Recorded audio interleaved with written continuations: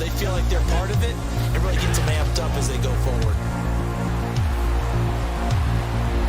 Now a deep ball there on second down, but it'll wind up incomplete. Mills, fourth down, gotta have it. Oh, he's gonna let this go for the end zone. And got his man, it's caught. Now a leaping catch, he's got it. And they'll give him another shot here on the ground. Mahomes taps this forward. It's a jet sweep. And he is in. Touchdown, Kansas City. On first down, it's White. Oh, it's tipped, but he still makes the adjustment. Dancing to his left. And he is into the end zone for a Denver touchdown. White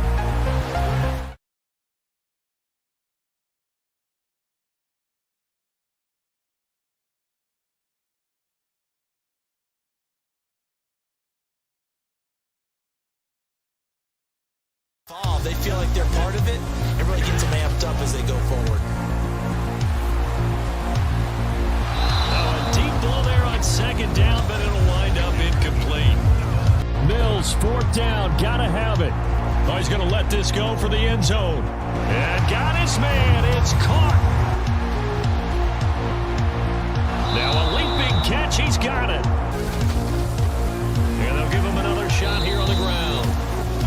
Mahomes taps this forward. It's a jet sweep. And he is in. Touchdown, Kansas City. On first down, it's White. Oh, it's tipped, but he still makes the adjustment. Dancing to his left. And he is into the end zone for a Denver touchdown. White. That's to Davis. He's got it.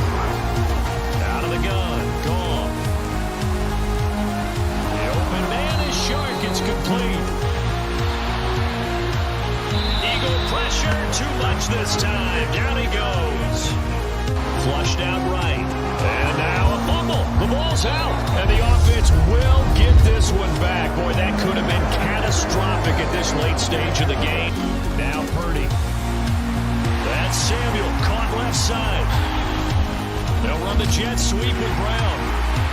And he'll be taken down here at about the 11. This will be from 56 yards out. And this one is no good. He missed it. And he can't find anywhere to go with it.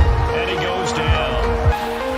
Here's Purdy on 1st and 10. That's complete. It's Brandon Ayuk at the 46. Throwing again is gone. And that, nearly picked off. And a pass complete to Waller on the out route. And the Broncos get there and take him down. On 3rd down, Fournette. And he's going to be a yard short. Needed 4, but got 3. Working out of the shotgun. Here's Allen. A battle for it, and it's intercepted. They'll look to throw. He's going to sling this deep downfield. And this is taken in at the 5. Touchdown, Texans. Here's Smith. Goodwin able to haul it in. Now a handoff up the middle. Knight. And he's got the first before he's brought down at the 39-yard line. And he can't get a throw away. He's taken down. They feel like they're part of it. It really gets them amped up as they go forward. Now a deep ball there on 2nd down, but it'll wind up incomplete. Mills, 4th down, gotta have it. Oh, he's going to let this go for the end zone. And got his man. It's caught. Now a leaping catch. He's got it. And they'll give him another shot here on the ground. Mahomes taps this forward. It's a jet sweep. And he is in. Touchdown, Kansas City. On 1st down, it's White. Oh, it's tipped, but he still makes the adjustment. Dancing to his left. And he is into the end zone for a Denver touchdown. White. That's to Davis. He's got it. Out of the gun. Gone. The open man is Shark. It's complete. Eagle pressure. Too much this time. Down he goes. Flushed out right. And now a fumble. The ball's out. And the offense will get this one back. Boy, that could have been catastrophic at this late stage of the game. Now Purdy. That's Samuel. Caught left side. They'll run the jet sweep with Brown.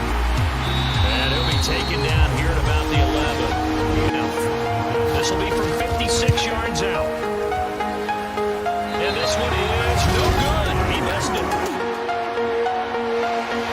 And he can't find anywhere to go with it. And he goes down. Here's Purdy on 1st and 10. That's complete. It's Brandon Ayuk at the 46. Throwing again is gone. And that, nearly picked off. And a pass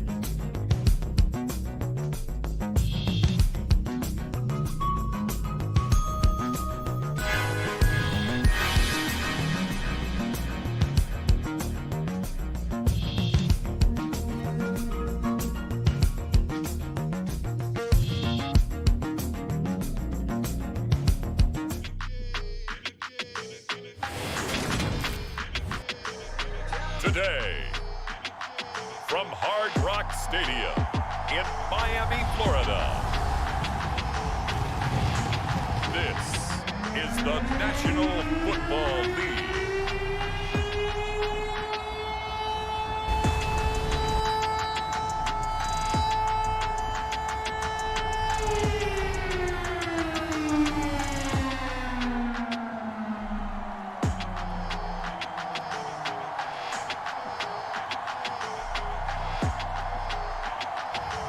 We'll see Tua Tagovailoa and the Miami Dolphins taking on Derek Carr and the Las Vegas Raiders.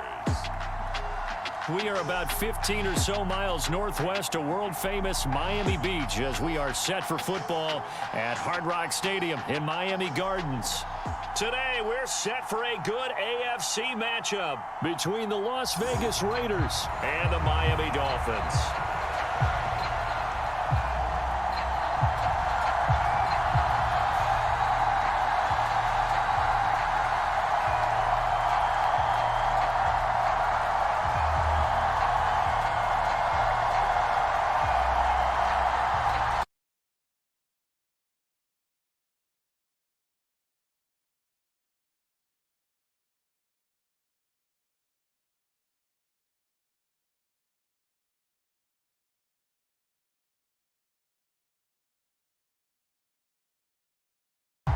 Here's Jason Sanders now to get this one started, and we are underway from Miami.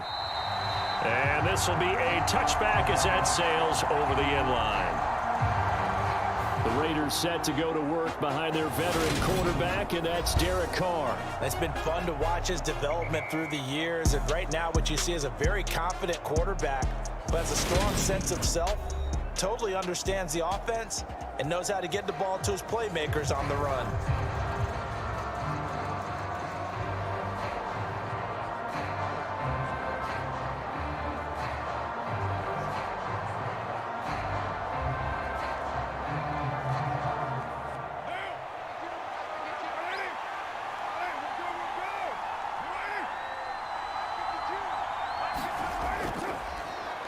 On the ground, it's Jacobs to start the drive. And not much to speak of. Call it a 1-yard gain up to the 26. No doubt about it. A really nice job there by the defense, not allowing him to get to the perimeter. But that means your defensive ends, your outside linebackers, the guys that you pay big money to sack the quarterback, they also have to have interest in the running game as well. And they did a nice job there of holding the point of attack and not giving ground.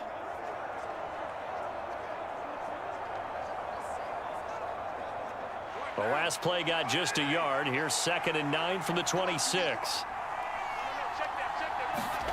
Carr with a play fake to Jacobs.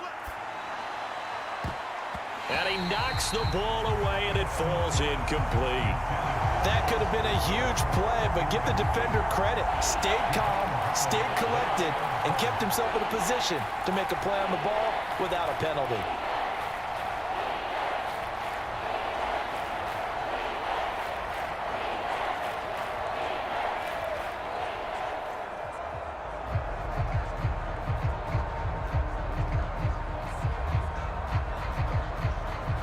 So trouble already here on their opening drive. This is 3rd and 9.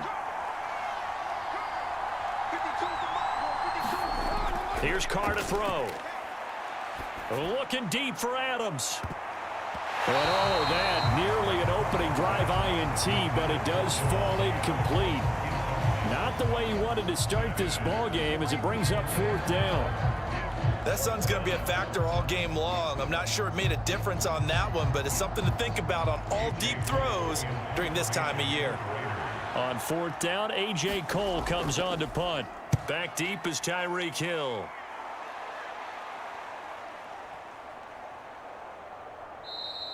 And this one hits at the 3 and then bounds into the end zone for a touchback.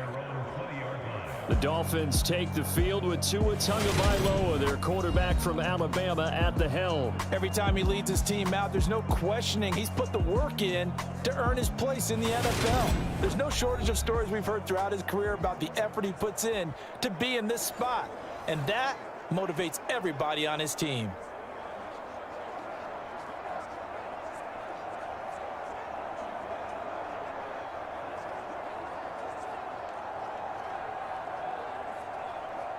Tagovailoa and the Dolphins come up 1st and 10 at their own 20-yard line.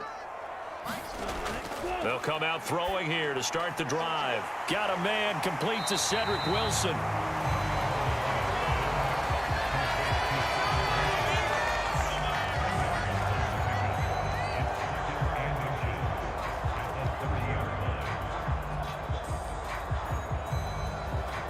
A good gain on first has him set up with second and just a couple of inches now from the 29. Play action. Now it's Tua. And going deep for Hill. That's caught inside the 20. It's a big play there for Miami. 63 yards. Well, partner, I'm not sure how this drive's going to end, but how about the way they flip field position there? A nice attacking play that picked up a heck of a chunk of yardage.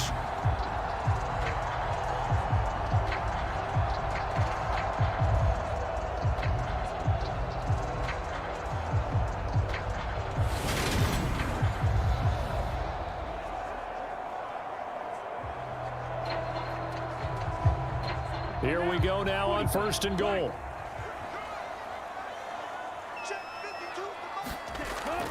Here's Mostert. And that'll move him a little closer as he takes it from the 7 down to the 4-yard line. That's good power football on 1st and goal. A lot of teams will throw from there, but that's a nice job to chew up a few more yards and get yourself closer to the goal line. 2nd and goal from inside the 5. Again, it's Mostert. And not a whole lot there as he'll get him down at about the 2. And give him 2 yards officially, and now it'll be 3rd and goal. His path became similar to almost running a stretch play, didn't it? Trying to find a crease, anywhere to put his foot in the ground and cut back. It just never materialized. The line of scrimmage is the 2 here on 3rd and goal. Now Tua. That is caught by Waddle. Touchdown, Miami. 2 yards on the touchdown there. And the Dolphins will jump on top with the game's first score here this afternoon.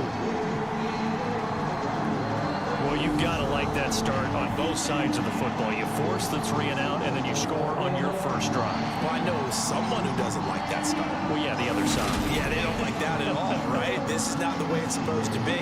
But what you just described, that's team football, all right? When you get a 3 and out, you're supposed to take advantage of it on the offensive side of the ball. You said, thank you very much for getting us the rock. Let's put it in the end zone, and they did exactly that.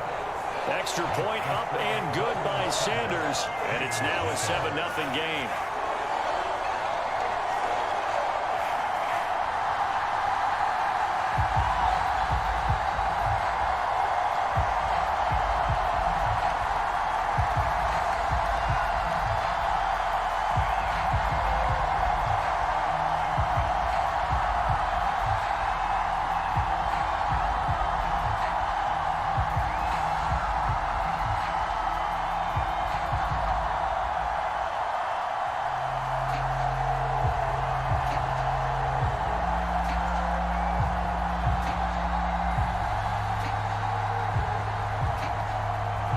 Now after the touchdown, ready to kick it away is Sanders.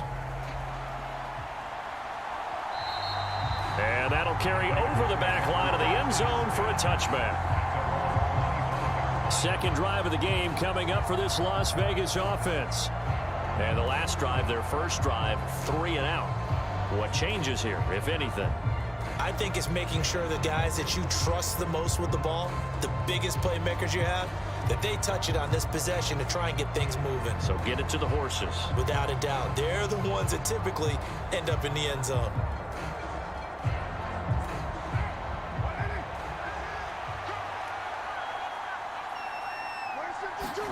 Carr now on first down.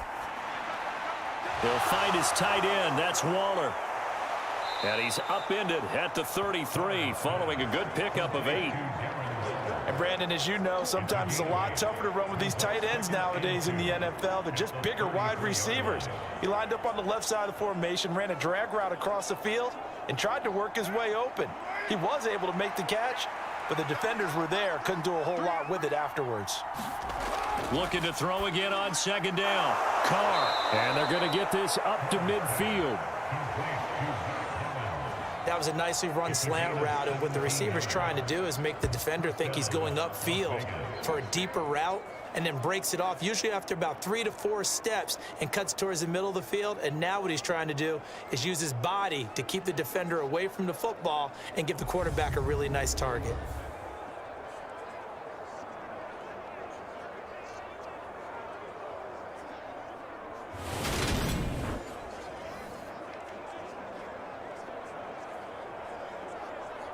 Back-to-back good plays have them on the move on first down.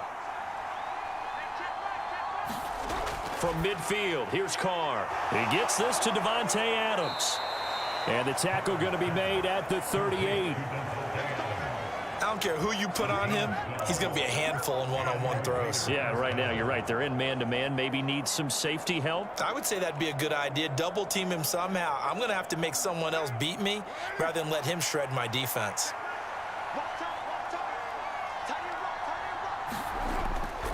Here's Jacobs on 1st and 10. Oh, able to avoid him. And they'll wind up getting this one all the way down inside the 20. Chewing up big yardage. Another nice gain there. This one goes for 20. They're making it look easy out there. Another first down. So far on this drive, let me do this little bit of math here. 4 plays, 3 first downs. That's a pretty good recipe for success.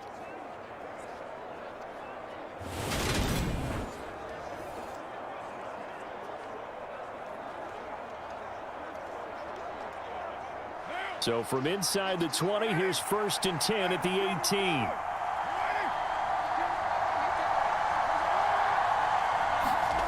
It's a jet sweep. This is Renfro. And he stopped immediately there. Officially no gain on the play, and it's 2nd down. Let's just make this one succinct. Nice job there. All 11 guys on defense diagnosing the jet sweep and putting it down.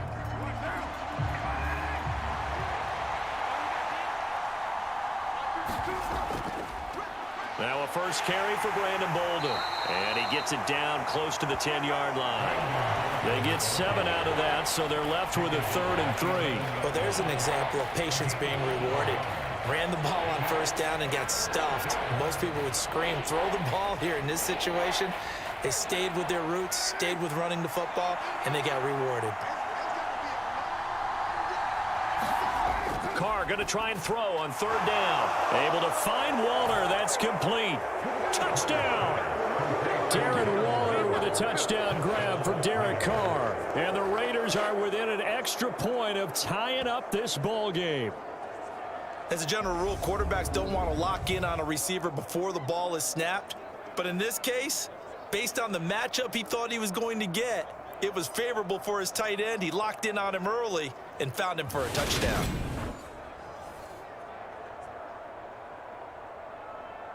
Now for the extra point, Daniel Carlson.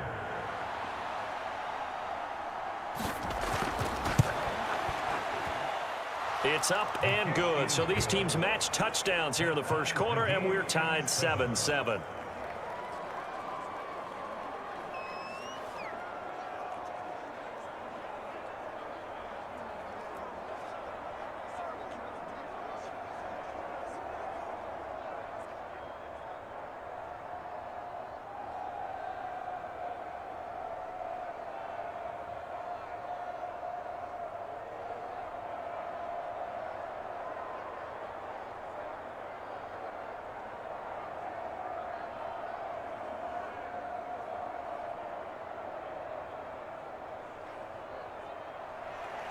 So all even at 7 now as they kick it away.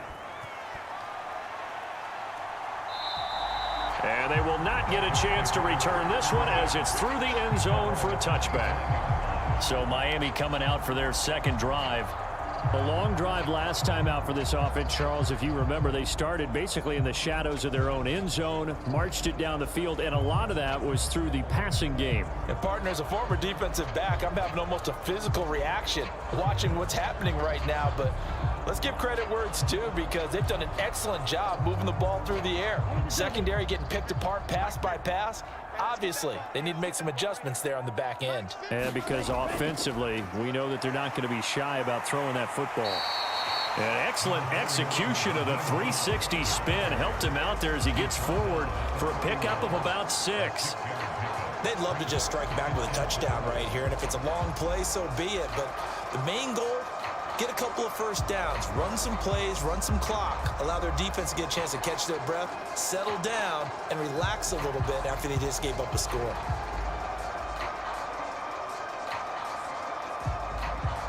The last run got 6, now 2nd and 4. Again, they'll run it with Mostert. Gets past one man, and they get him down, but not before he takes it across the 40-yard line. A Miami first down, that one going for a gain of 11. Usually we see runs like this as the defense breaks down later in the game, but this guy set the tone early, running through all types of tackles and put the defense back on its heels.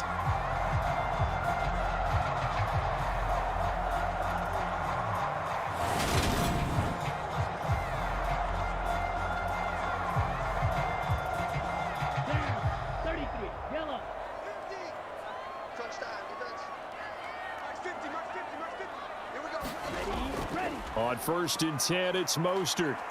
He'll get this up to about the 44. Oh, that's a real nice job there by the defense in front. They just engaged and held their ground.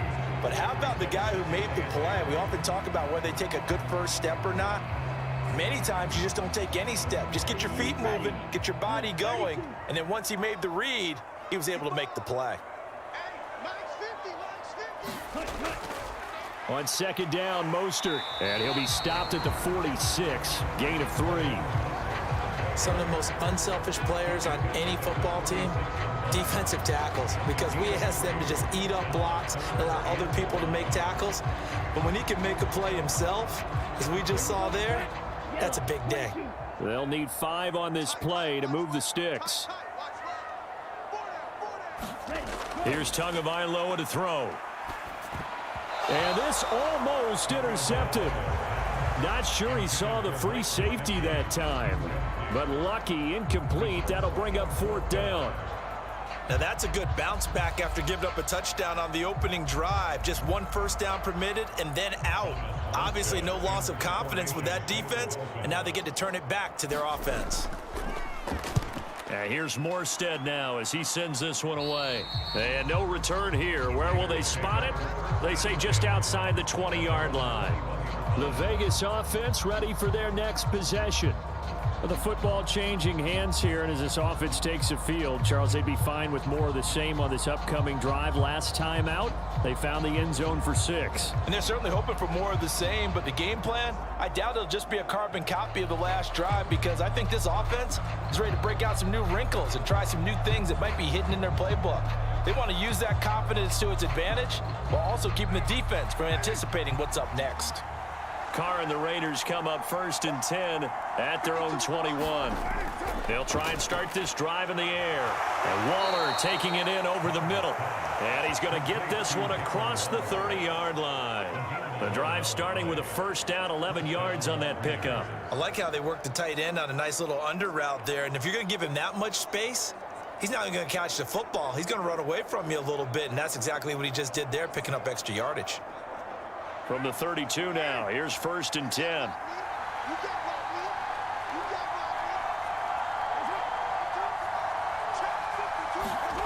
Carr now to throw.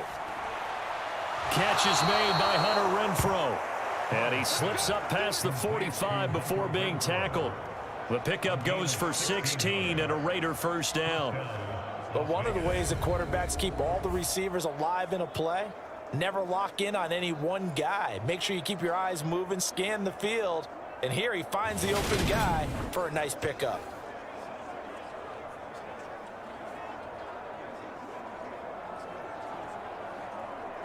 Back-to-back good plays have him on the move on first down. Play action. Now it's Carr. Looking left side, and it's complete. And he is brought down, but not before reaching the 30. A good pickup there, a 22. Well, so far, little to no resistance by the defense on this drive alone. 3 passes, 3 completions, 3 first downs. They're taking it to them, and it's paying off.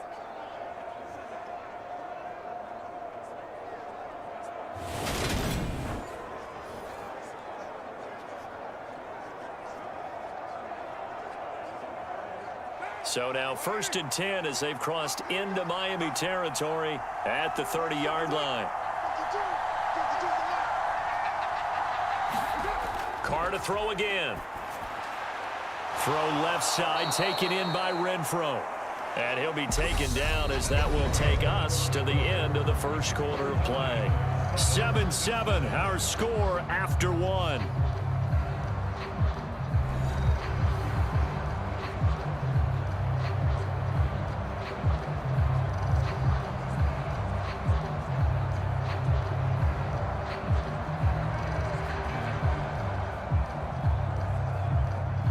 So from the 17 now, here's a 1st and 10.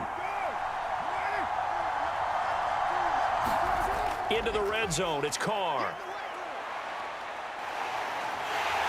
Under pressure, and he'll go down. Sacked back at the 31. The defense rising to the challenge and setting him back on the sack. Now that was a passer's nightmare. The front door totally shut down by the defense, so he kept going backwards, hoping to find another avenue of escape. It didn't exist.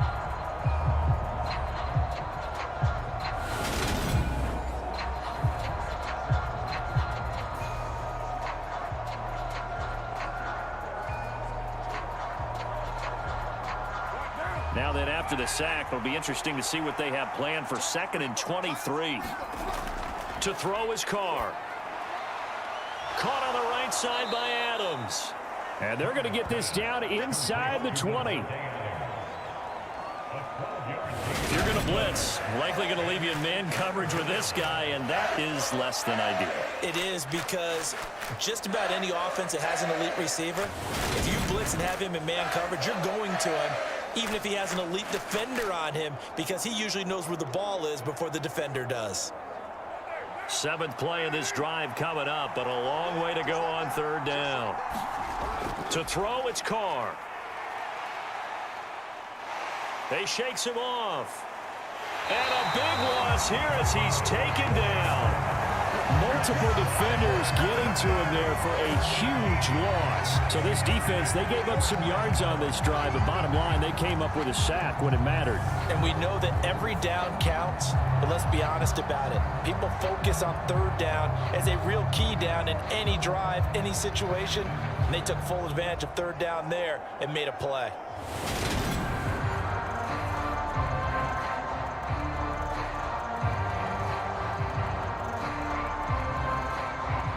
So now they're going to send out the field goal unit to, as they say, fire away from long distance. This from 54 yards away. The kick by Carlson is good, and they take the lead here now at 10-7.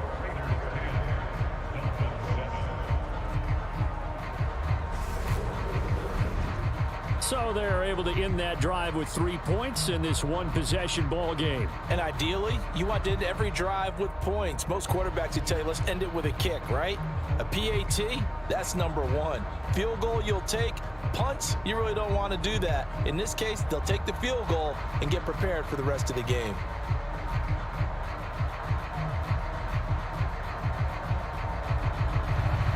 After the made field goal, Carlson now sets up to kick this away. And this will not be returnable. It's out of the back of the end zone for a touchback.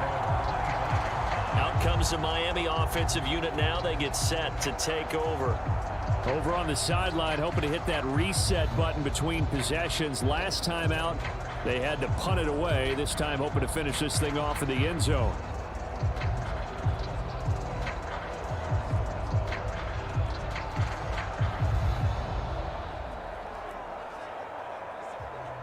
To end the Dolphins now with a 1st and 10 at their own 25-yard line.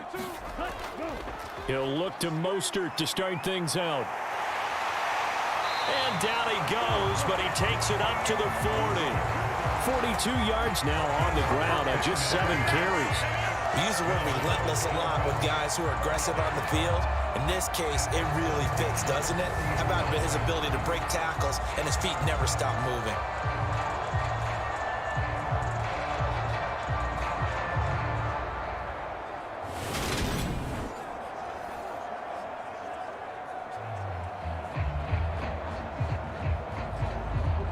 So quickly all the way up at the 40-yard line. Check back. 52's the mic right here over there, right? 52's the mic. Tua going to throw.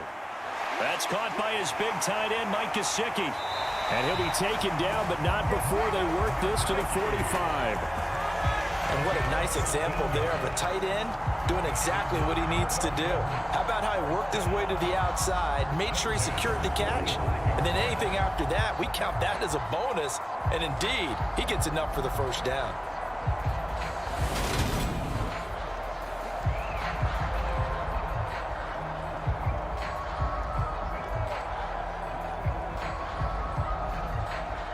Back-to-back good plays have him on the move on first down. Now a give to Mostert running right. This will be stopped about 2 yards shy of the marker. 8-yard gain, 2nd and 2. This drive is turning into an extended one, and the guy carrying the ball, he's becoming more like a body blows guy. Every carry is putting some damage on the defense. So after a while, I'm not too sure how many guys are going to want to run up and tackle him.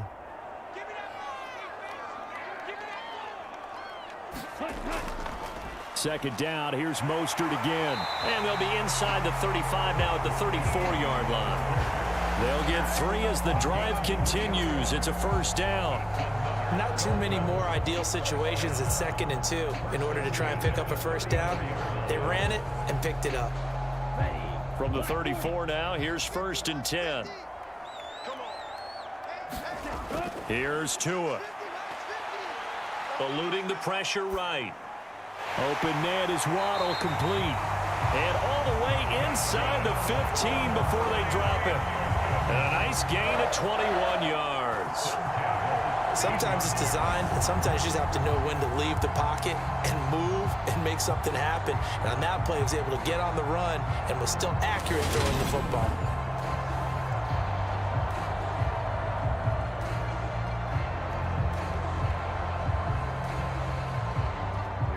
From the 13 now, they work on 1st and 10. From the red zone now, they'll look to throw. Nothing open downfield, so he'll throw it away.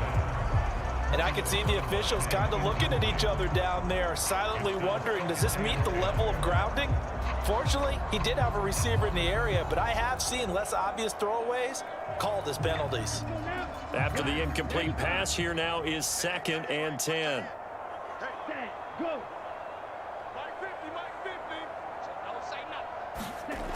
Going to the air, Tagovailoa. There's a nice move. And now they're inside the 10 as he's brought down at the 9. 4 yards the gain, and it'll bring up a 3rd down. I think the best offenses love to get the ball to their running backs in open space because they have the ability to make people miss, and they also have the ability to run over people. And if you do that throughout the game, after a while, they might just run through some of those tackles and go a long way. Well, we saw him shed a nice tackle on that play. And the Dolphins are going to have 1st and goal as they try to finish off this drive with 6 points. I don't care how many times we see it, I still get a kick out of watching quarterbacks and receivers do the pass tree in pregame warm-up. But I always remember that when we go to practices, we see that after practices as well. They really tune it up, don't they? They tune it up. They know why they do it for these situations. First down. And they build that trust, and that's why they're able to find him in this type of a situation.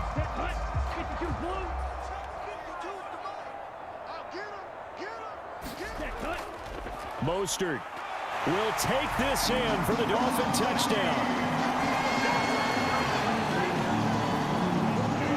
Just power football there, down near the goal line. Give it to him. He's able to push his way across. Yeah, they went heavy there. Sometimes you have those big offensive linemen come in, have to report like they're eligible. But all they're doing is getting a good stance, blocking, and getting their runner across the goal line.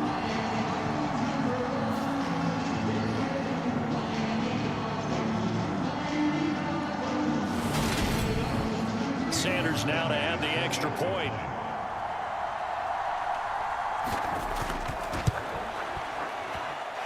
And that makes it 14-10. So a nice drive put together there. They go 75 yards in 9 plays. And it was capped off by a touchdown run from Raheem Mostert.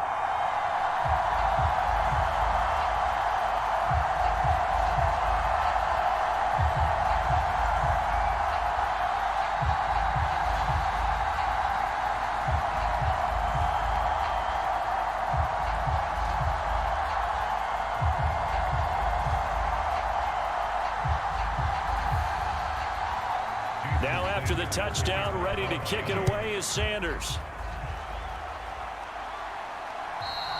And this will be a touchback as that sails over the end line.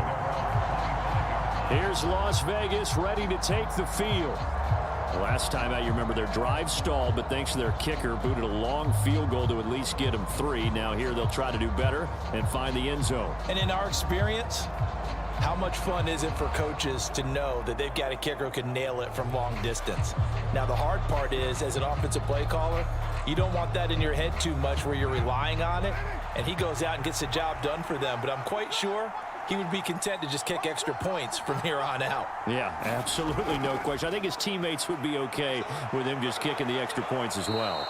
And a nice job there skipping away from the one tackle and ends up getting 5 yards out of that. Second down. Well, it's time for them to be good teammates right here. And what I mean by that is possess the ball for a little while. Get at least 2 first downs. Give their defense a chance to settle down a little bit after they give up a touchdown. The first down run got 5. Here's 2nd and 5. On play action. Now Carr. And it's complete to Adams. And they'll get it up just short of the 45 at the 44. Carr finding his former college teammate Adams there for the Raider first. Even against double coverage, he found enough of an opening for a noticeable gain. 2 guys on him, yet he finds a way to uncover downfield for the completion. Throwing on first down is Carr. Looking downfield, and that's caught right side. He's got his man. Another nice gain, 13 yards that time, and another first down. That's a pretty throw right there. That ball's in the air a long time, but it's right on the money on the right sideline. A really good route. Moving the defenders towards the middle of the field before breaking to the sideline. What a completion there. Big-time arm strength. Very nice route.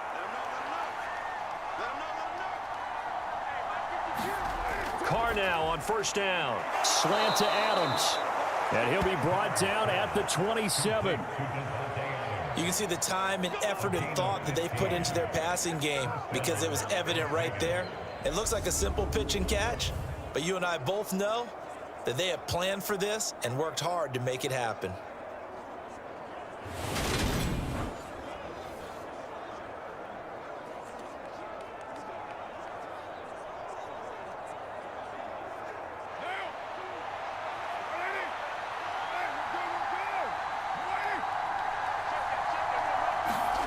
Again, it's Carr.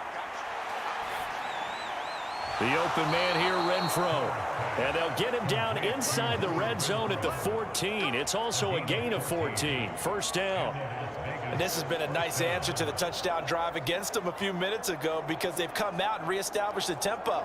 A nice throw there, and they're putting together a very strong drive as a response. Inside the red zone here, they'll look to throw. And that nearly a turnover, but it's incomplete. Oh, fortunate to retain possession there, and it's second down. They're putting together a drive here in the final minutes of the half, but the coverage has been tight all game long, and they certainly want to keep them up the scoreboard here. Now Carr, after the incomplete pass, brings him up 2nd and 10. They'll stick with the passing game as he looks to throw. This will be caught just inside the 10. He's taken down at the 7 after a gain of 7. They get 7 out of that, so they're left with a 3rd and 3. And we've hit the 2-minute mark in this first half of action.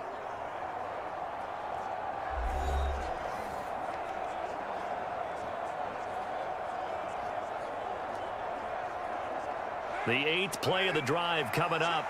It's 3rd and 3. Now Carr again. Touchdown Raiders. Brandon Bolden, a 7-yard touchdown grab. And the Raiders have regained the lead. Getting your back involved, what's the importance there in the passing game? Well, oftentimes you can create mismatches because who's going to cover him? And you get him into space, which is where he likes to operate with the ball in his hands. It oftentimes makes people miss, gets that run after the catch, and off he goes. And into the end zone.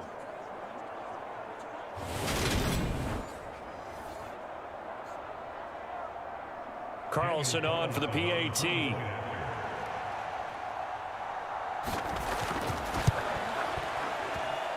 It's good, and they'll take a 17-14 lead. So that one, an 8-play drive. It spans 75 yards. And it ends with a Las Vegas touchdown.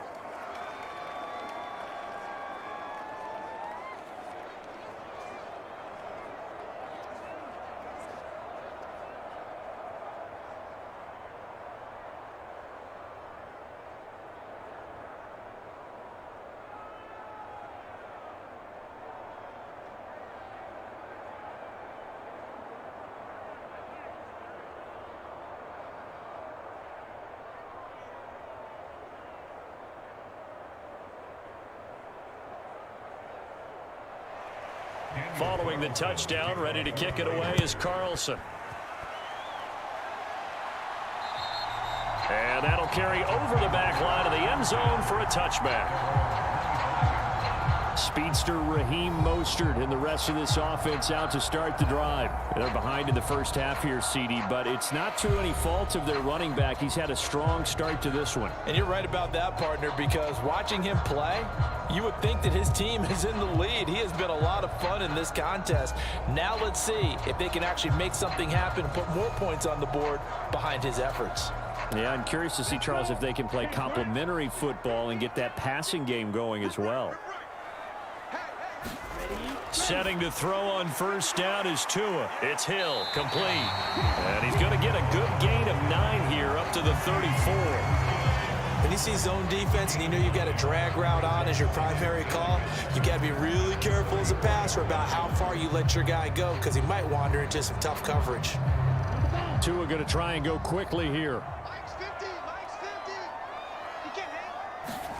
Throwing again on second down. Tua. That's complete. What a grab by Hill. And he has a big gain inside the 40 before being dropped. 27 yards there, a first down. So in the second quarter, he's already up over 100 yards receiving now. And isn't 100 the magic number for a really good game for a receiver? So you got a chance to really shatter that and have a profound effect on this game.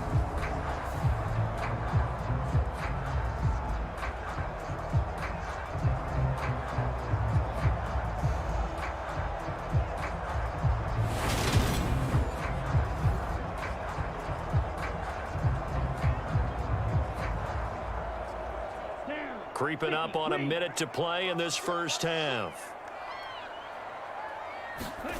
On first down, Tagovailoa. And an incomplete pass.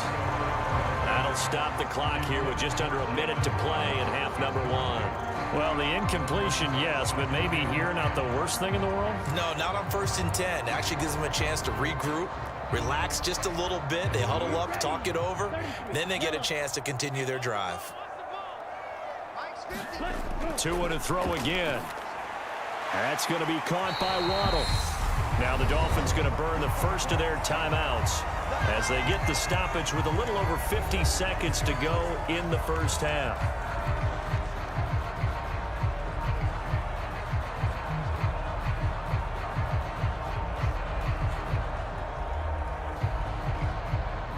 Here we go, set. 32. Tua now on first down. Right back to Jalen Waddle for another catch. Now another timeout called for by the offense as the clock stops here with 46 seconds remaining in the first half.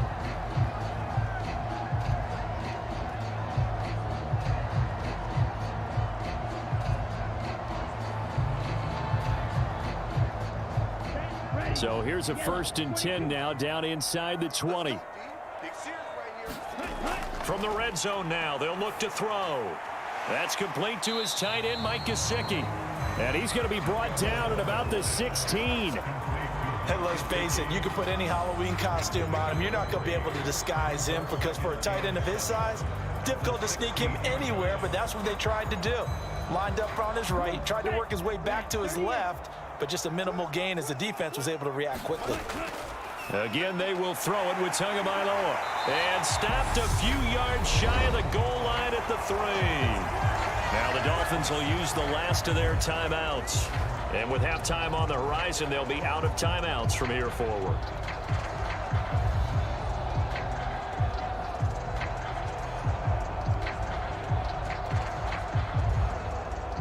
So it's 1st and goal and a great opportunity to get that lead back before the break.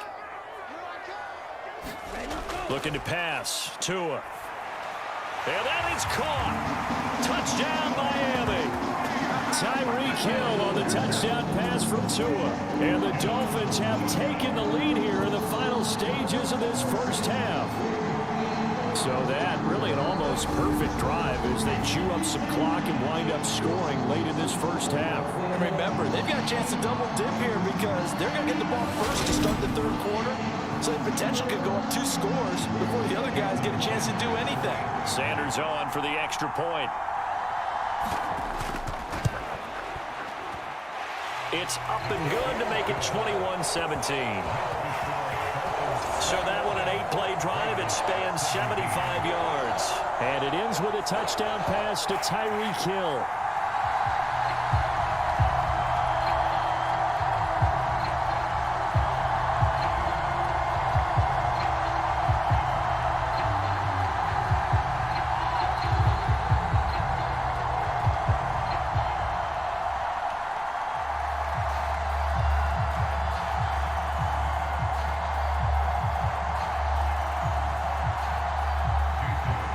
So not much time to speak of remaining in this first half as the kick's away. And not wanting to risk anything here late in the half, he'll just take a knee and they'll bring the football out to the 25.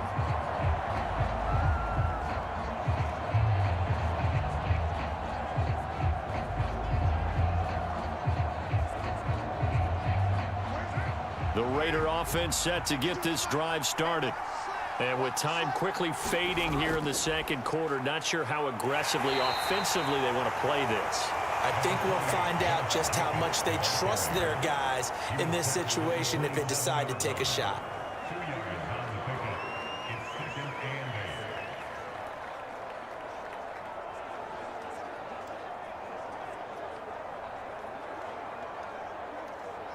So we've reached halftime here in a 4-point game. As we go up to Orlando now and hand it over to Jonathan Coachman with our EA Sports Halftime Report. Take it away, Coach. Okay, Brandon, thanks very much. And welcoming everyone to our downtown Orlando studios and this EA Sports Halftime Report.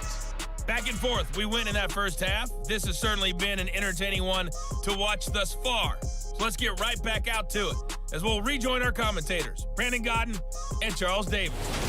Okay, Coach, thanks as always. This one's still anyone's game as we welcome you back for quarter number 3.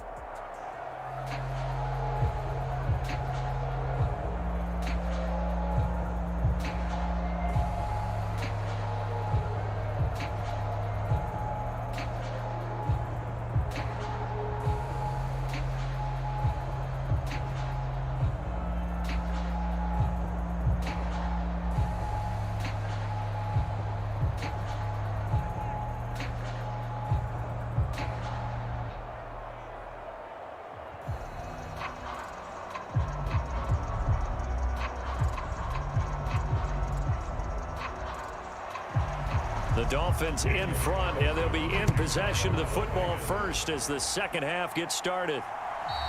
And they will not get a chance to return this one as it's through the end zone for a touchback. Tyreek Hill making his way back out towards the huddle. And I know that they've double-teamed him a couple times, but not a ton. Whatever they're doing isn't working. He's up over 100 yards. We'll see how they adjust. And when they do that, they weaken their defense in other places as well. And how many times have we done games where we've seen a guy have a big game like this, but it's usually not by himself, is it? Right. Usually it opens it up for other people to have big games as well.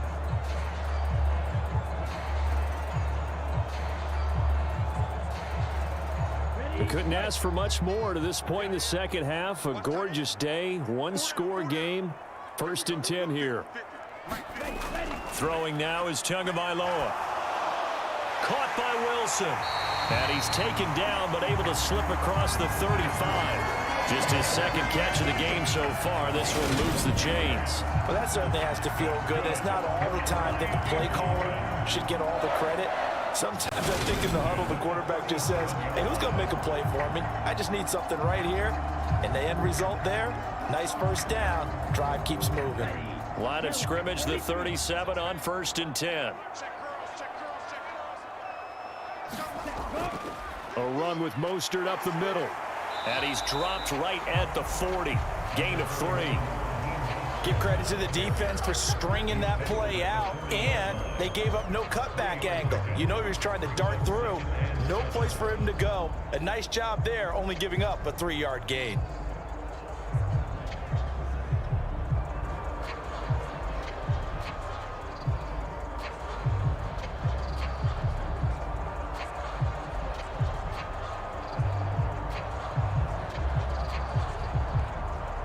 The last run got 3. Now here's 2nd and 7. Running the counter with Mostert. And only a couple for him there as the tackle is made at the 42. Well done to sniff that out defensively. He had it diagnosed pretty quickly. I love that description because diagnosed is perfect on that one. Read his keys, made the play, and he couldn't even get going moving the football. 60 red. 60 red. Tua sets up to pass it. He completes it to Wilson. And he is going to have the Dolphins first down by about a yard as they find a way to convert there on 3rd down and 5. That was just a good example of taking what the defense gave him. No one opened downfield, knew where his safety valve was, swung it out to him. He gets upfield and picks up the first down. Well done all the way around.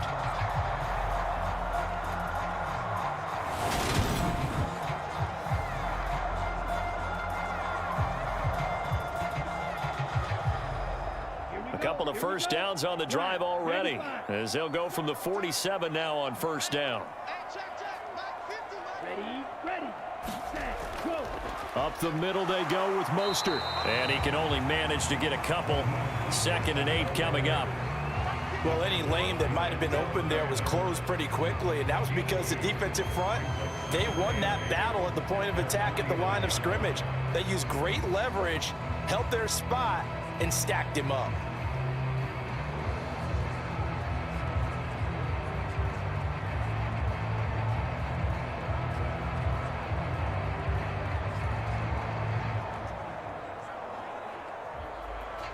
The last run got a couple. Here's 2nd and 8. Now Tua. Wilson snags it left side. And he'll be brought down on the other side of midfield at the 43. Timing is so important on a route like this because he's going to line up out right and then cut straight across the field. I think the ball might have come out a count or two too late because by the time he was able to secure it, not much of a chance to turn it upfield. Could be 4-down territory even if they don't get this, but they need just a few inches here on 3rd. They'll try and run here with Mostert. They'll be marked inches short. No gain on the play, and that's going to lead them to 4th down. When we talk about defenders, specifically linebackers, keeping their eyes in the right spot, he had that eye down the entire time. And you know that's not easily done because they throw a lot of misdirection at you. They try and fool you and get your eyes in the wrong place. But you're right about that one. He correctly figured that one out and made a really nice play.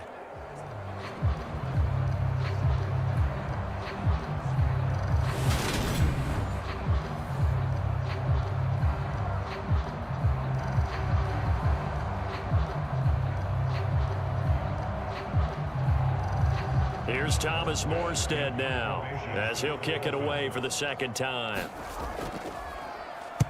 And he gets this away, and look at this. This is a good one. Yeah, he was looking for the checkup bounce, didn't get it. That scoots all the way into the end zone now for a touchback. So here comes the Raiders offense getting ready for their first possession of the second half.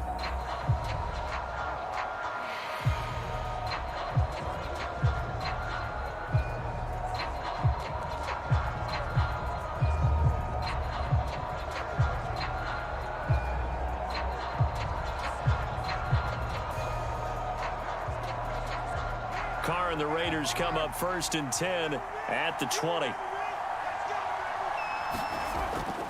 On the handoff, they start with Bolden.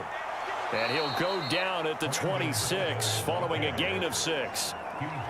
Well, I think after that run, the defense getting back in the huddle and looking at each other and maybe starting to question their confidence a bit. They gave up a significant run, 6 yards, and now you're saying to yourself, how do we stop them, and do I have enough confidence to make a play? On 2nd down at 4, Carr, and that's complete to Adams. 5th catch of the afternoon, and that gives him a 1st down. I think that's a big pickup for a 1st down because when you run a drag route against zone, you're sometimes asking for trouble because you might run into a defender. Yeah, well, there they ran into a 1st down, executed it to perfection. So they'll come up 1st and 10 now from the 33. Throwing now is Carr. Caught outright by Renfro. And able to get this one across the 45 before he's brought down. It's a gain of 13 for number 13, and it gives him a 1st down.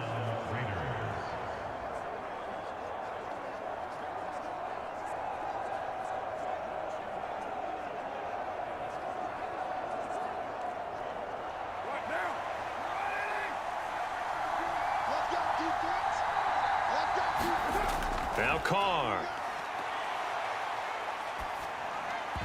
And that's going to be incomplete. Too tough to hold on to that one. It's 2nd down. He did a fine job there of not hitting it before the ball arrived, and I've got to tell you, you can often mistime that play because of the angles of approach. When you're going to get him, sometimes you panic as well and think, I've got to be there right now. Instead, in this case, timed it perfectly and knocked it free. Carr going to give it to Jacobs. He'll be taken down at the 48 for a pickup of 2 yards. He's definitely tough to get down. We just saw it right there. But how about what we did see? Pursuit, wrap up, and then the big finish with the tackle.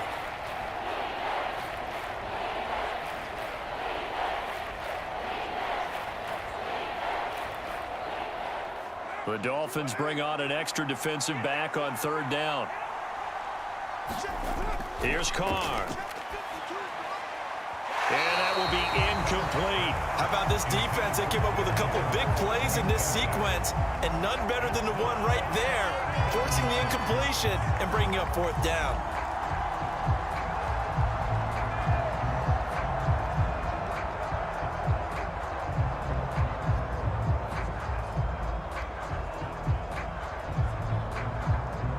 Here's A.J. Cole now as he'll punt it away for the 2nd time. This is away and a very good kick angled for the sidelines. Miami set to take over.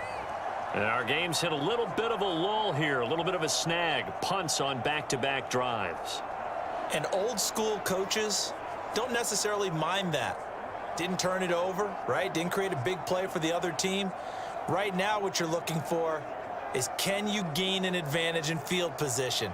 And that's what both teams are seeking right now. Yeah, they'll be seeking to gain that advantage here on this drive. Tagovailoa and the Dolphins come up 1st and 10 at the 33-yard line. They'll start on the ground with Mostert. 2 yards the loss, 2nd and 12. I'll tell you what, this defense hasn't played its best, but they're still right in this football game. And if they keep making plays just like that, they're going to give their offense a chance.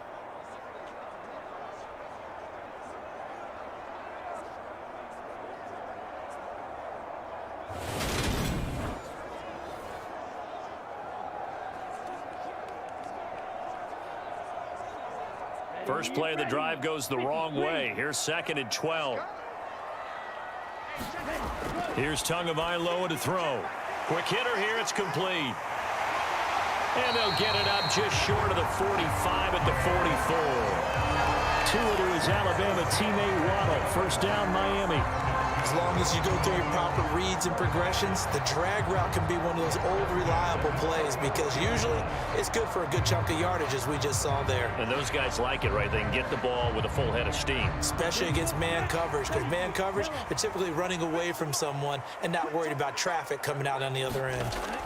Tua now on first down. Another catch there for Waddle. And they'll get this down to the 42-yard line. I'll tell you what, a lot of those mid-range throws have been available because sometimes teams get too concerned about the deep ball and they leave too much space in front of them, and these guys have been taking advantage so far. Ready. Blue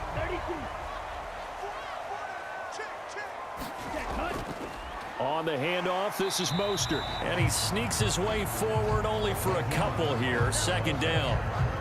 You've got to be impressed by that defensive front on reps like those. They were not being moved off the line, kept their shoulders square, and gave their teammates time to fight to the ball and limit that gain. The last run good for 2. Here's 2nd and 8. Once again, it's Mostert. And he's going to be close to a first down as he gets this to the Raiders' 33. 69 yards on the ground for him so far. Well, you certainly have to give a little credit here because they're playing this game now at their pace. This is ball control football, sustained runs, taking their time, and making it work. And the Raiders call on a nickel set for 3rd down.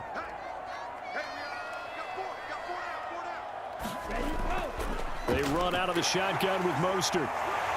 And he picks up the first before he's taken down at the 29.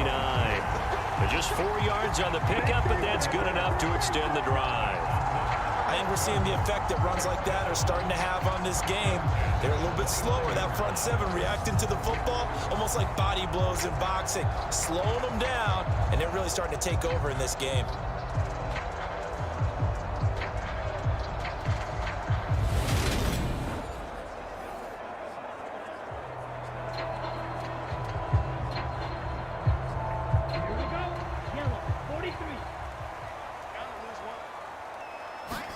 Now they'll throw with Tagovailoa. And his throw's going to be incomplete. Well, they've been back on their heels a little bit here in this drive, but a chance to exhale just a little bit there with incompletion on first down. Now they have to gear up, try and get 2 more stops, and escape this drive. 3rd quarter of a tight football game as we come up on a 2nd and 10. From the gun, a run with Mostert. And he is going to lose yardage here. 2 yards the loss, and now 3rd and 12. I know that speed is the hallmark of today's NFL game, but the key to good rushing defense is still having your linebackers set the edge.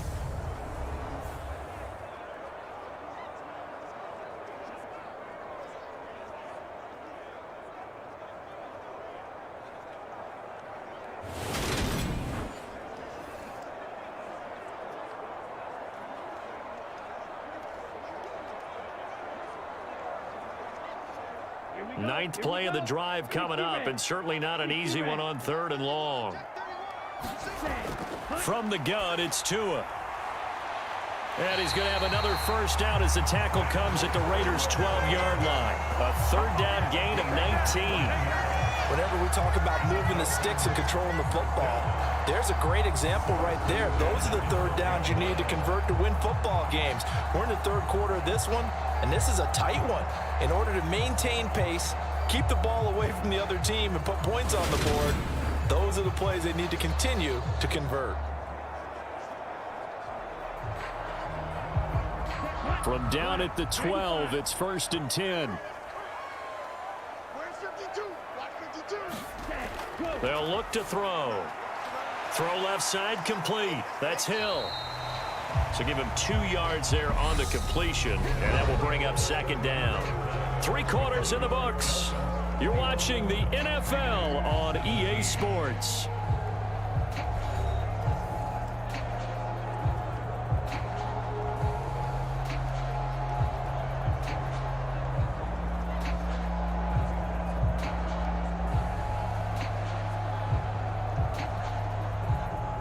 They're looking at a 2nd and 8 now from the 10. He'll drop to throw. Buying time to his left.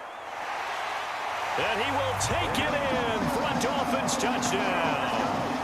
Tua Tagovailoa, a 10-yard touchdown run. And the Dolphins are able to build on to their 4th quarter lead. Well, that's certainly going to bump up the old win probability index because now it's a 2-score game here in the 4th quarter. Yeah, you're taking me into that deep water now. Win probability index. This game's definitely not over. We're not looking at a 0.5% or something. It's just 2 scores. But the way that this team has played, to me, what I've seen, they absolutely deserve to win this game. They've been the better team by far throughout. Extra point up and good by Sanders. And that pushes the lead up to 11.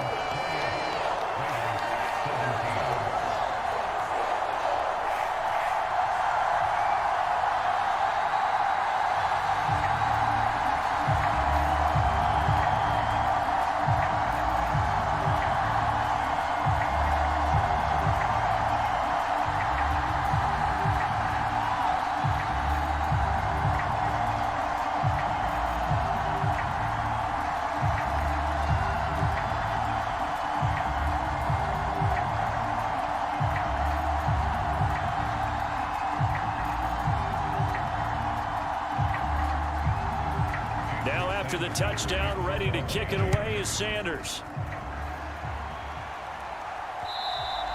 And this will not be returnable. It's out of the back of the end zone for a touchback. So out come the Raiders. And the script really is flipped for them. The momentum on the other sideline, and now they have to try and battle back from a 2-score deficit.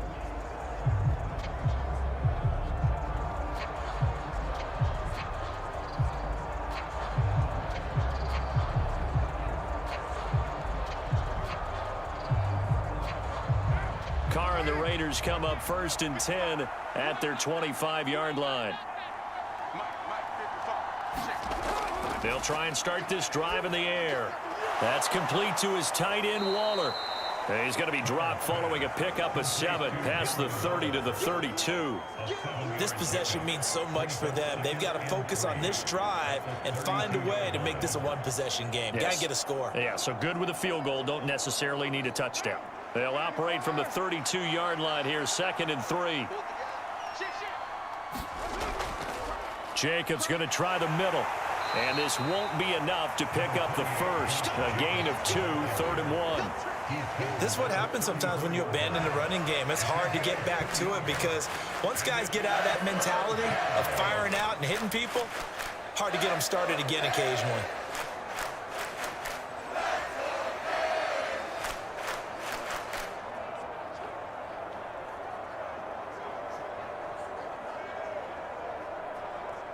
The Raiders on 3rd down, 2 for 5 to this point. They need just a yard here. It's 3rd and 1. Now Carr on the bootleg, and that is incomplete. How about some applause for the defense there? They forced him to throw that one into coverage, and just like that, they're staring at a 4th down. Well done.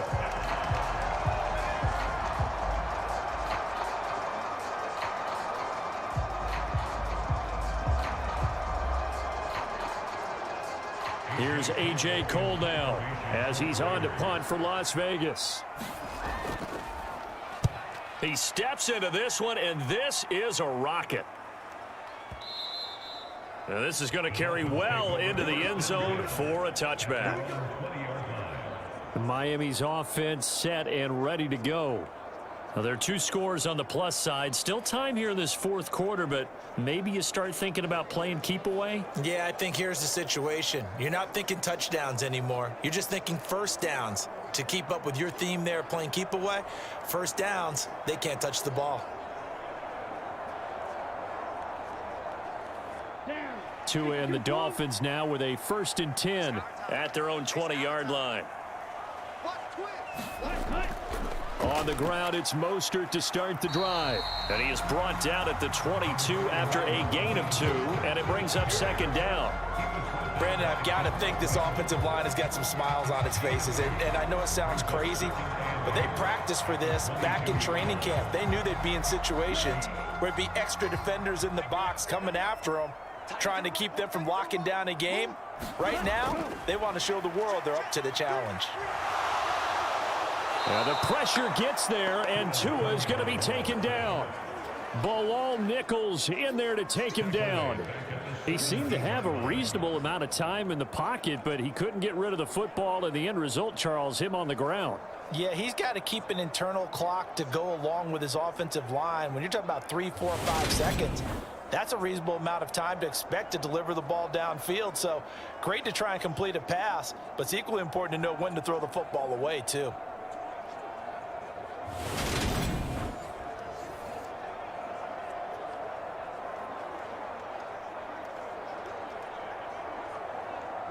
So now after the sack, Tua and the Dolphins staring at a 3rd and long. From the shotgun, he'll look to throw. And he's brought down, getting this one up to about the 35. A big play there as they get the conversion on 3rd and 13. Partner, I like that they're staying aggressive on offense because to me, this drive is what is known as a put-away drive. You score here, that might put this one to bed. I like the fact that they're playing with confidence and not playing with fear.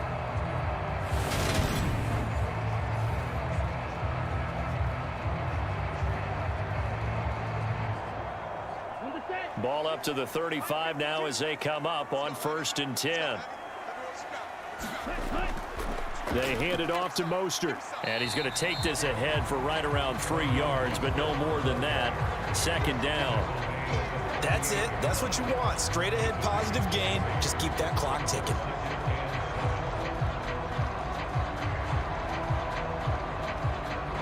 Three yards on that last carry. Here's 2nd and 7.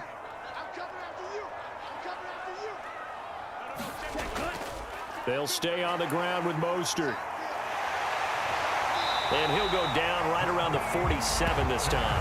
85 yards rushing for him now as he has been tremendous all day long. Well, that's a carry they have to be satisfied with. And throughout this game, they've been satisfied with what he's given them. Whenever they've needed a big run, a 1st down, he's the guy they've turned to. And it doesn't matter what the defense thinks. They feel like they've got the confidence to keep handing it to him and keep picking up good yardage.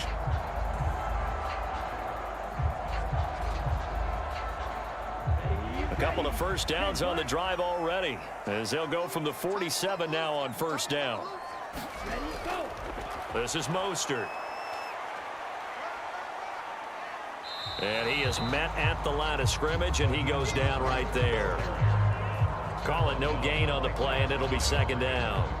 They've called his number a lot this afternoon. You wonder how much tread is left on those tires. We certainly do, but I always think back to one of my favorite coaches in the NFL. And he used to have a meeting with his running backs every year in the offseason and say, look, as many times as you're going to carry the ball, you should be able to carry it one more time, so make sure you get in shape. And he'll be tackled on the other side of midfield at the 46-yard line. They like going to him in the slot. He catches another one. I think this comes under the heading of until they stop him, why not go back to him? He has something going really well. Great working relationship with the guy throwing the ball, and they keep making the connection. 52's the mark, boys. 52. Hey, watch this shit. Go. On 3rd down, here comes Mostert. And he'll be taken down, but he does have 1st down yardage. Starting to feel a little to me like the air is coming out of the balloon, so to speak, defensively. They're taking their will from them right now. That's what they're doing. Whatever they want to call, it's working.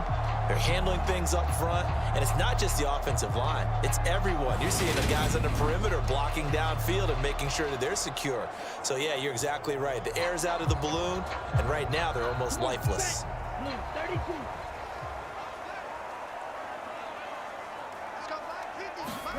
Here's Tagovailoa on 1st and 10. And he's got his favorite target yet again. It's complete. And he's going to be marked down just inside the 35.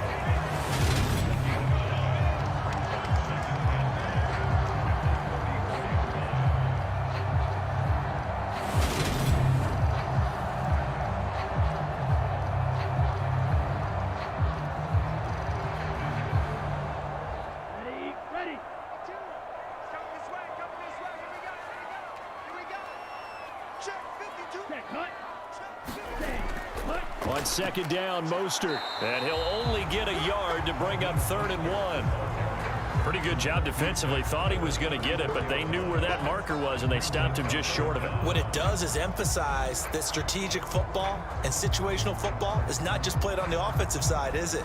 Defense understanding, as you noted, where the first down marker was and making sure they didn't get there. Tagovailoa going to try and throw on 3rd down. Got a man. It's Waddle, complete. And he's going to have another first down as the tackle comes at the Raiders' 23. It's an 11-yard pickup. Thought they'd run it on 3rd and 1. Not the case. He's been the go-to guy. They needed a big play there on 3rd down. Went his way. It worked out. Doesn't matter whether they've scouted it or that they think he's going to get the ball. He has a knack for finding his way open and completing the connection.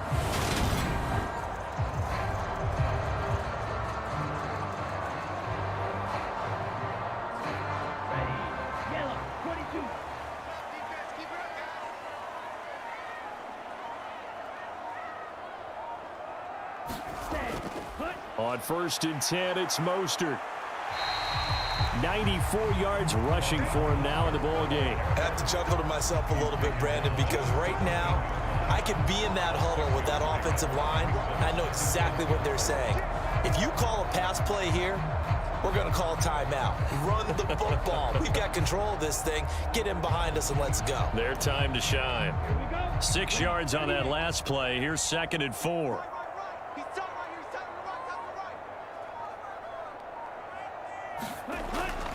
Again, they'll run it with Mostert. And he'll get this forward only for about a yard, as that's going to take us to the 2-minute warning. Just a gain of a yard there, and now it'll be 3rd down. So the Dolphins have it as we welcome you back in. They've got a 3rd down now as they look for one more first down to help salt this one away.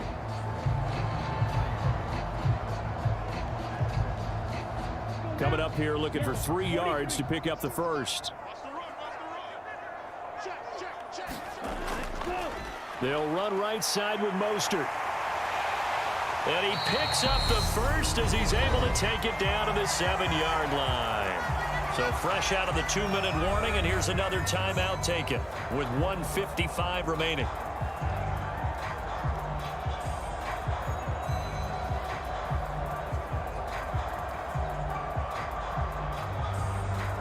A good chance now to put this game on ice. This is 1st and goal. Here's Mostert. And the hole closes quickly here. He can fight only to about the 4. Now the Raiders going to go ahead and use the second of their timeouts as they'll head to the sideline and talk over what to do next.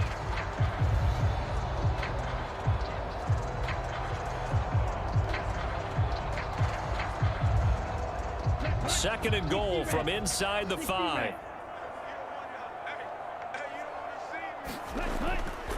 Here's a handoff to Mostert running left. And he will push his way forward down to about the 3-yard line. Now the defense will burn their 3rd and final timeout as they'll head to the sideline and talk over what to do next.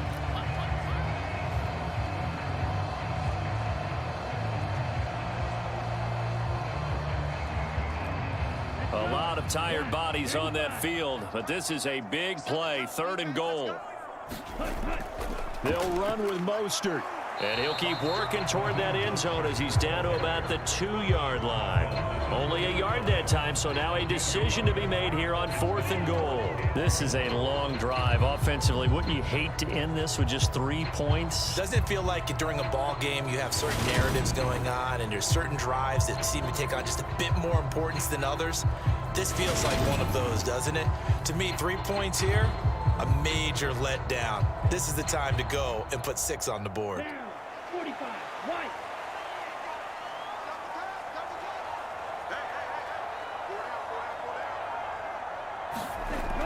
They'll try it now with Mostert. And he takes it into the end zone for the Dolphin touchdown.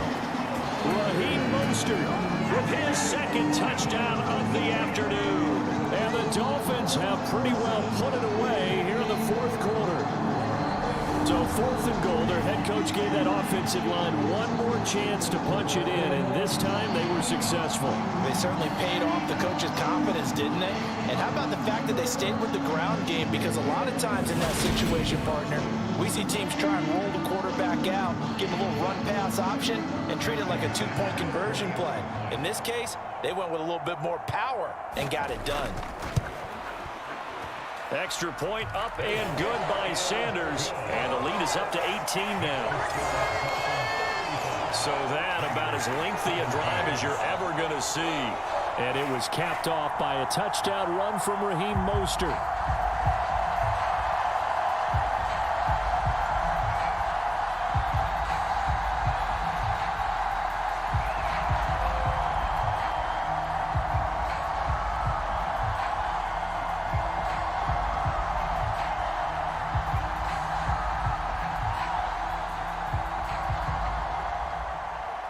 Now after the touchdown, ready to kick it away is Sanders. And this will be a touchback as that sails over the end line. The Vegas offense ready for their next possession. Well, this game, it has had no shortage of offense. They've been able to put up a decent amount of points on this side, Charles. They just have not been able to keep pace with the other offense they're going against here. Yeah, that's a good way of pointing things out, because now it's not a total loss, because as you said, they've scored some points, so there's some plays they can build on, moments where the game plan actually worked. But overall, though, they were just out-personnel. They were going up against a team that's playing at an elite level. On 1st and 10, here's Carr. And here is a leaping catch. He pulled it in. An excellent way to start the drive there, 18 yards. Well, those are the types of plays they probably wish they had made more of in the first 3 quarters. And this deficit going to be tough to overcome here in the 4th. But a nice first down and a pickup on that throw. Yeah, and this is where, as coaches, you're looking for effort and execution. Even though the scoreboard is going against you, you want to find out who's going to fight, who's going to scrap, who's going to keep their heads up and continue to play. You got the big lead defensively, willing to give them that underneath stuff, right? And this is why you work on your tackling. Tackle them after the catch, inbounds, keep the clock running. Just go ahead and bleed the game out that way. And quickly, they get to the line. To throw again on 2nd down. Carr. And a quick throw here, that's complete. And he'll go down inside the 45 before going out of bounds. 7 yards there and a first down.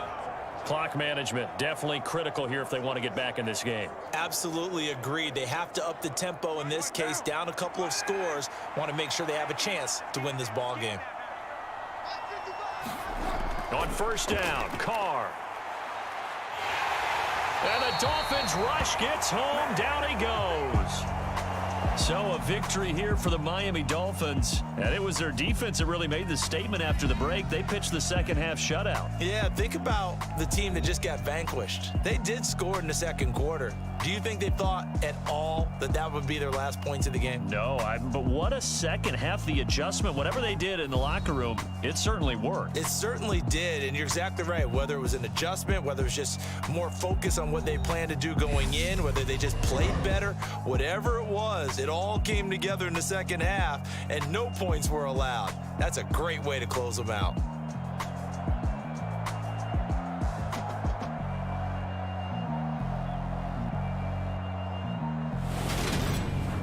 So that's a wrap for Charles Davis. I'm Brandon Gunn. And this has been a presentation of the NFL on EA Sports. For more, check us out at easports.com.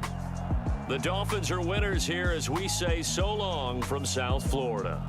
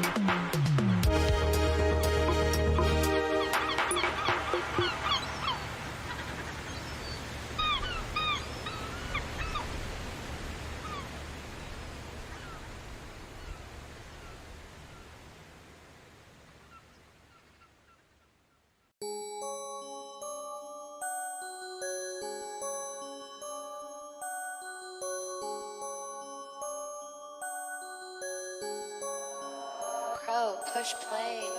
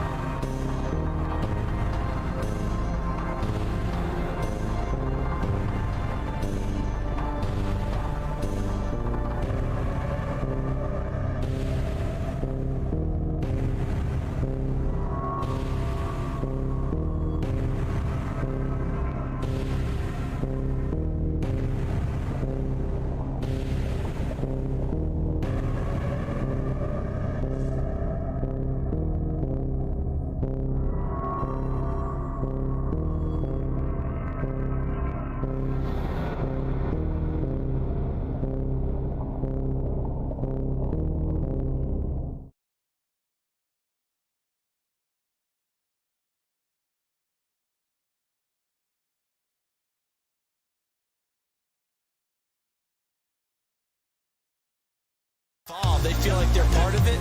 It really gets them amped up as they go forward. Now a deep ball there on second down, but it'll wind up incomplete. Mills, fourth down, gotta have it. Oh, he's going to let this go for the end zone. And got his man. It's caught. Now a leaping catch. He's got it. And they'll give him another shot here on the ground. Mahomes taps this forward. It's a jet sweep. And he is in. Touchdown, Kansas City. On first down, it's White. Oh, it's tipped, but he still makes the adjustment. Dancing to his left. And he is into the end zone for a Denver touchdown. White. That's to Davis. He's got it. Out of the gun. Gone. The open man is Shark. It's complete. Eagle pressure. Too much this time. Down he goes. Flushed out right. And now a fumble. The ball's out. And the offense will get this one back. Boy, that could have been catastrophic at this late stage of the game. Now Purdy. That's Samuel. Caught left side. They'll run the jet sweep with Brown. And he'll be taken down here at about the 11. This will be from 56 yards out. And this one is no good. He missed it. And he can't find anywhere to go with it. And he goes down. Here's Purdy on 1st and 10. That's complete. It's Brandon Ayuk at the 46. Throwing again is gone. And that, nearly picked off. And a pass complete to Waller on the out route. And the Broncos get there and take him down. On 3rd down, Fournette. And he's going to be a yard short. Needed 4, but got 3. Working out of the shotgun. Here's Allen. A battle for it, and it's intercepted. They'll look to throw. He's going to sling this deep downfield. And this is taken in at the 5. Touchdown, Texans. Here's Smith. Goodwin able to haul it in. Now a handoff up the middle. Knight. And he's got the first before he's brought down at the 39-yard line. And he can't get him thrown away. He's taken down. They feel like they're part of it. It really gets them amped up as they go forward. Now a deep ball there on second down, but it'll wind up incomplete. Mills, 4th down, gotta have it. Oh, he's going to let this go for the end zone. And got his man. It's caught. Now a leaping catch. He's got it. And they'll give him another shot here on the ground. Mahomes taps this forward. It's a jet sweep. And he is in. Touchdown, Kansas City. On 1st down, it's White. Oh, it's tipped, but he still makes the adjustment. Dancing to his left. And he is into the end zone for a Denver touchdown. White. That's to Davis. He's got it. Out of the gun. Gone. The open man is Shark. It's complete.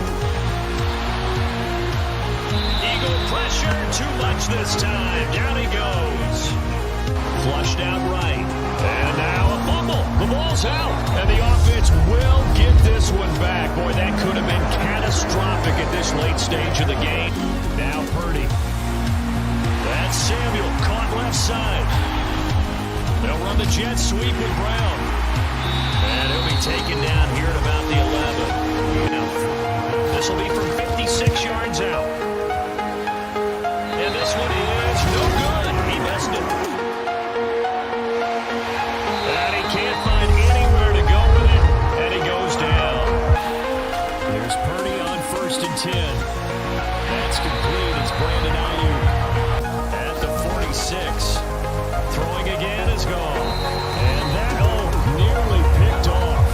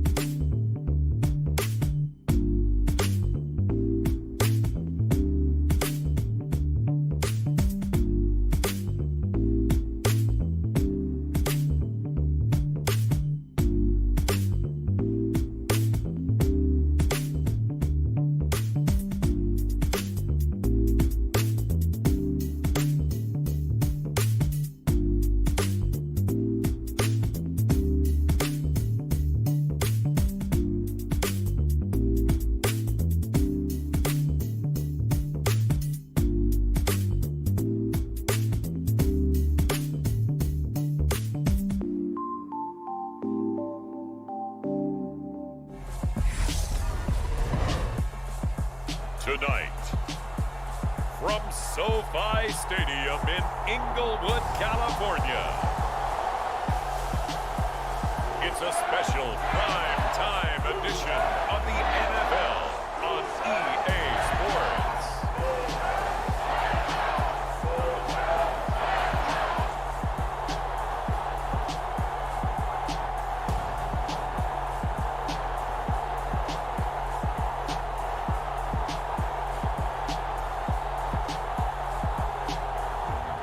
We'll see Matthew Stafford and the Los Angeles Rams taking on Justin Fields and the Chicago Bears. EA Sports coverage of the National Football League is on the air. Straight ahead, we've got a good one on tap here between the Chicago Bears and the Los Angeles Rams. And hi again, everybody. Alongside my partner, Charles Davis, I'm Brandon Gaudin. And Charles, when you and I were going through our final run-throughs at breakfast, we kept thinking tonight we're going to get to see a couple of very good passing offenses. And we're talking about both sides having multiple receivers that can have an impact on this game. It's not just one guy that's going to make all the plays. If you take him away, maybe number 2, number 3, they make the big plays that impact who wins the game.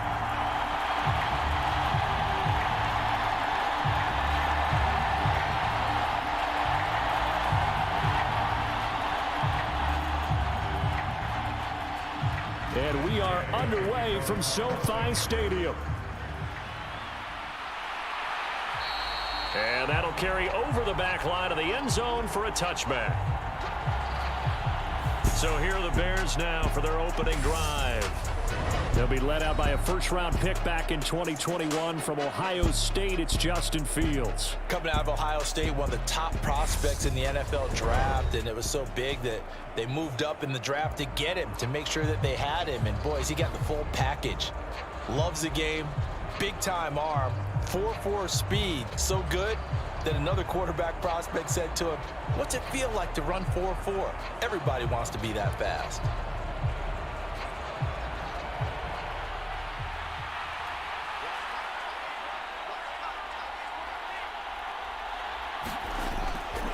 To Montgomery to begin the drive. And not much to speak of. Call it a 1-yard gain up to the 26.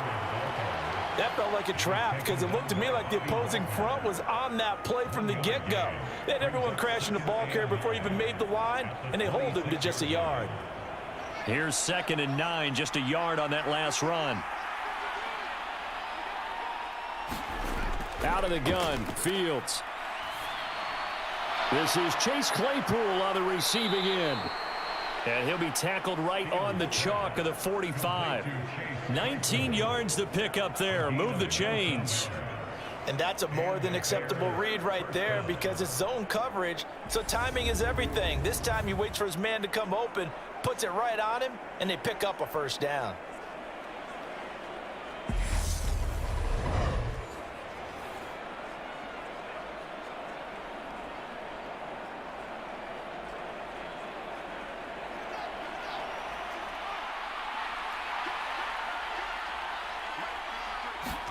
Fields on first down. This pass on target, Velus Jones with it. And they'll get this down to the 42-yard line. Their first possession of the game, and they're already going after double coverage. That's a nice completion that can set the tone for things to come if they're able to keep finding ways to beat what the defense is throwing at them. They look like they're confident that they can get it done. So from Rams territory now, it's 1st and 10 at the 42-yard line. Now they'll run the option to the short side left. 6 yards there on the keeper. It's 2nd down. Well, that's what he can do, when he keeps the football. It's not a huge gain, but it shows how hard it can be to stop him. Yeah, and I thought the defense had that one pretty well contained, and in fact, they probably came up and felt pretty good about what they did. Then they looked up and realized he still got good yardage out of it. He's a tough guy to stop. Fields going to keep it once more.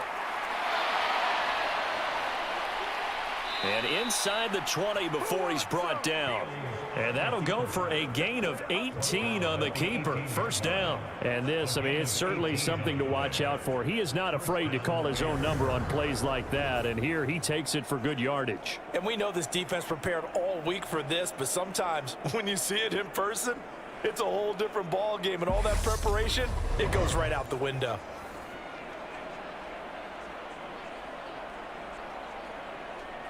So from inside the 20, here's 1st and 10 at the 18. From the red zone now, they'll look to throw. And he can't get rid of it. He's taken down. Aaron Donald in there to drop him for a loss on the play. Hindsight is 20/20, partner. Maybe they should have kept it on the ground again. Well, it almost looked like the O-line was run blocking again. I mean, they opened up a big hole last time. This time they opened up a hole, and the quarterback got sacked.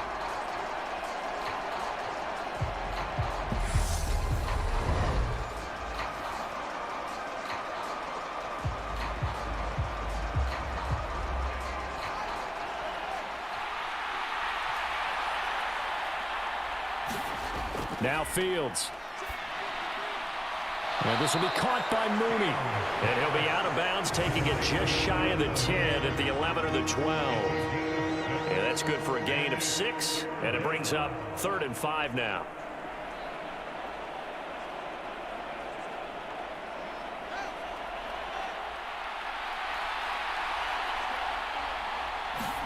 A shotgun snap, Fields.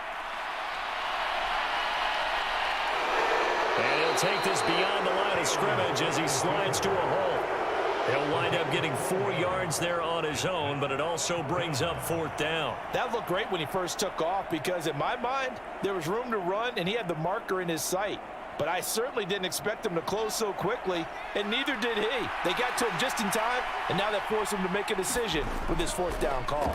Montgomery, they'll run for it. And he gets the 1st down yardage he needs before he's brought down at the 6. They only got a couple, but a couple's all that they needed as they convert on 4th. Well, that's what's called being aggressive right there, but I don't know that it's reckless. I think it's much more of a message, hey, defense, I believe in you in case we don't get it. And offense, trying to let them know he believes in them as well. I like it. Your first drive of the game in plus territory, be aggressive. And this is going to result in losing yardage. They're driven back to the 8-yard line. It's a loss of a yard there, and it's 2nd down. And not a lot of success to be found there. Oh, you got that right, partner, because if you're trying to make guys miss about 10 yards or so downfield, that's a pretty good play. But if you got to do it in your own backfield, I consider that a problem. That doesn't work too well.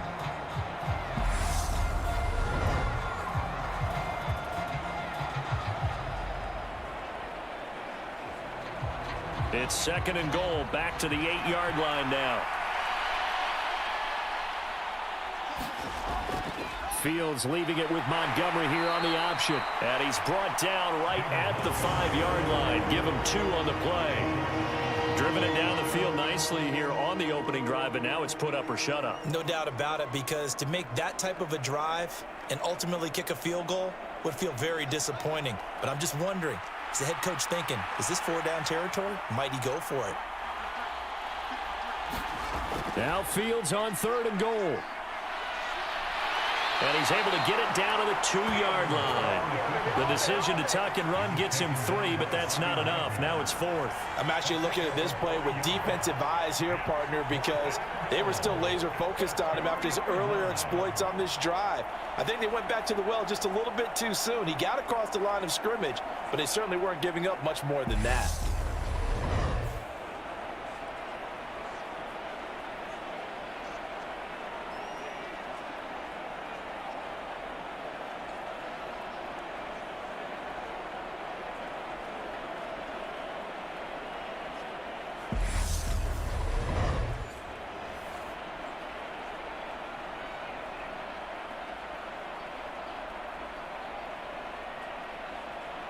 No, Fields is off, and on comes Cairo Santos for the Chicago field goal. From the right hash at a bit of a tight angle. Santos' kick is up and through, and it's 3-0. The Bears hit the scoreboard first.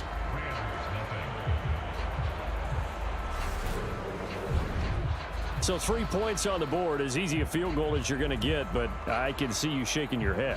I love that peripheral vision of yours, partner, because to me, if it's the fourth quarter and you're up 6, I get it. But now, even if you run and don't get in, you're still setting them up to go a long field, 98, 99-yard drive. How do you look at your defense and not give them that opportunity?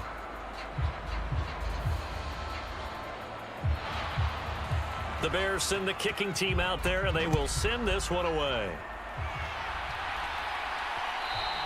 And they will not get a chance to return this one as it's through the end zone for a touchback. So out come the Rams now for their first possession. They'll be led out by a former Pro Bowl quarterback out of the University of Georgia, Matthew Stafford. A seasoned veteran, we're seeing more chapters being added in Stafford's decorated career. Secured a Super Bowl ring, remains a respected leader, and his stats, they're better than ever. Now we just continue to watch him climb the ranks of the NFL's all-time passing leaders.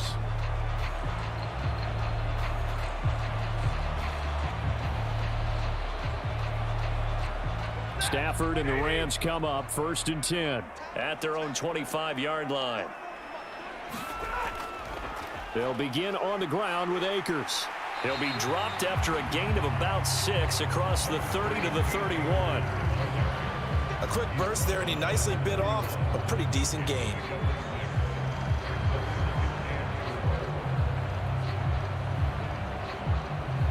They'll come up now 2nd and 4 from the 31. Off the fake to Akers, here's Stafford.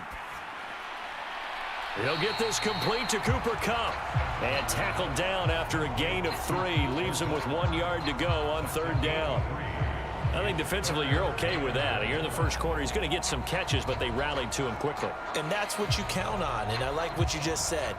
First quarter, can you do it all game long? They catch it, you tackle them, they go down on the spot. Because when you're able to do that and you don't give up big chunks of yardage after the catch, now you put the offense in a position where every series they have to work hard to pick up first downs, and you tend to stall them out when you do that. A gain of 8 and a first down. On 3rd down, that's a good job of situational football and understanding where the first down marker was and getting there.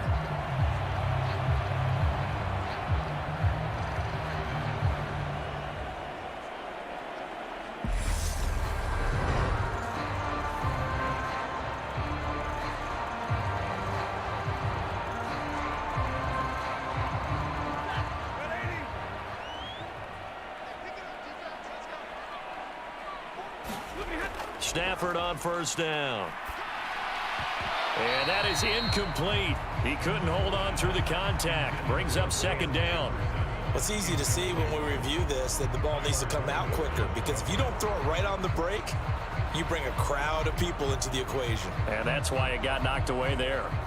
Ball on the 42 as they come up 2nd and 10.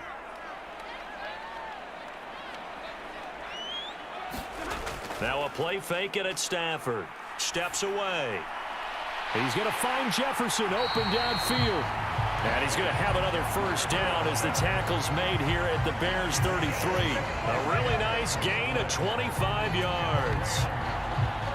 As a general rule, offensive linemen like to know where their quarterback's going to be when he's setting up to throw the football. But sometimes they just have to get on the run, get on the move. He was able to do that on that play and picks up a first down with a nice throw.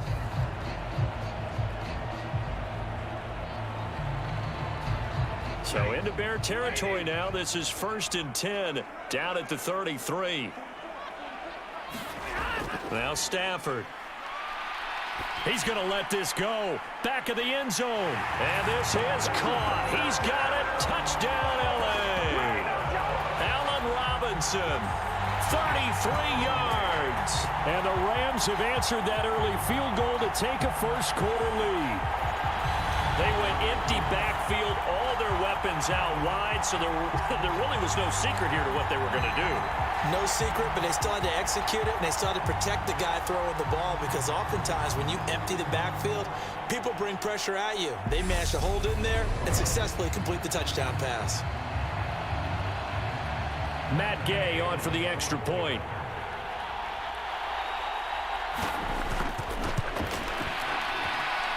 He's got it. He'll see that opening drive field goal and raise it a touchdown, and that makes it 7-3.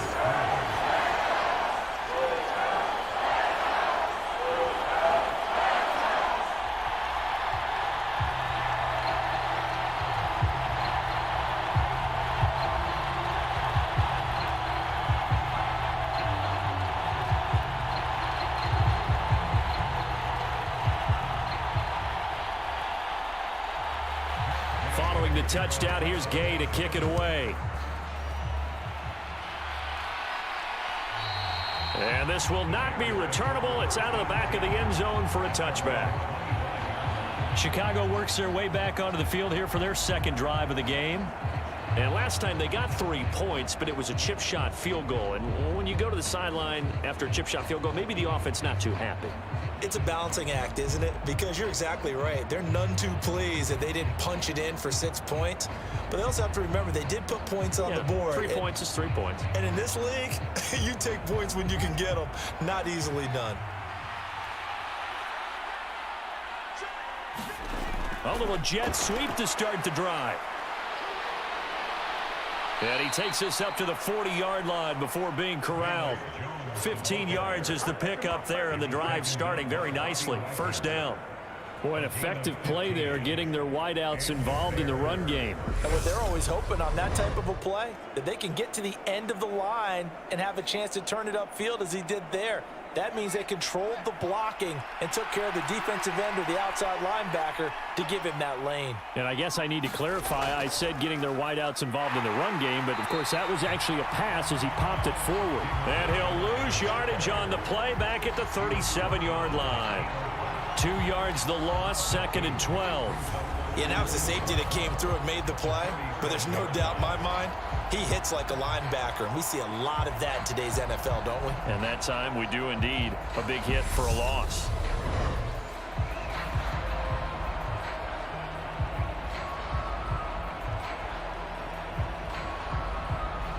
Now they contend with a 2nd and 12 after the loss.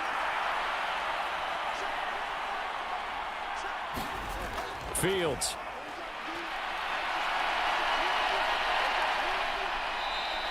Give him 7 there on the tuck and run, and they're in better shape now for 3rd. And that's an early scramble that can be viewed positively by either side. From the offensive point of view, it begins to establish him as a possibility to keep it on certain plays. And defensively, they avoided giving up a huge play in one of their first tests in containing a quarterback on the run. Back to throw, Fields. Open man is Kmet, the tight end. And this is going to be another first down as the tackle is going to be made at the Rams' 43. Mark that down as a pickup of 13, and the Bears have the first.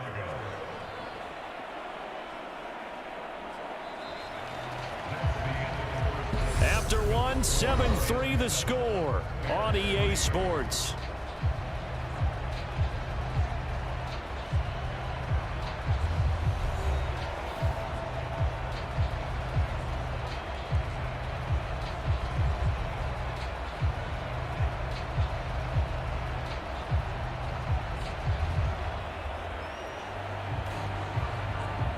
So from Rams territory now, it's 1st and 10 at the 43.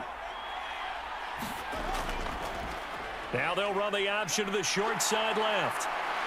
And they'll get him down after a pickup of 8, 2nd and 2.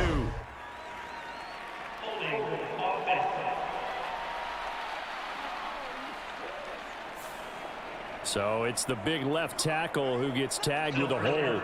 And sometimes you're actually executing the block well, and he starts to slip off of you, and instinctively you reach out and grab him. And when it's done like that, it's often seen by the official and called.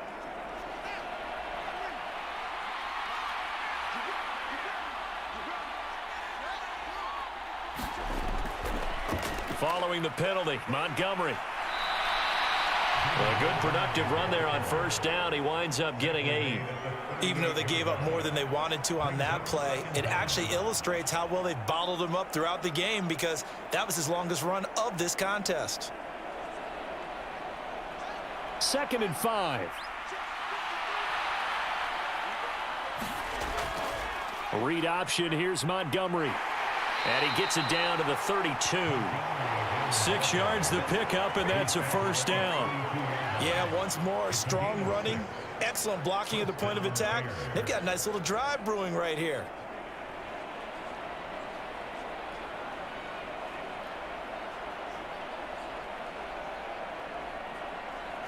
From the 32 now, here's 1st and 10. Here's Fields. And Fields going to have the first down before sliding to a halt to avoid the contact. A nice pickup there, 10 yards.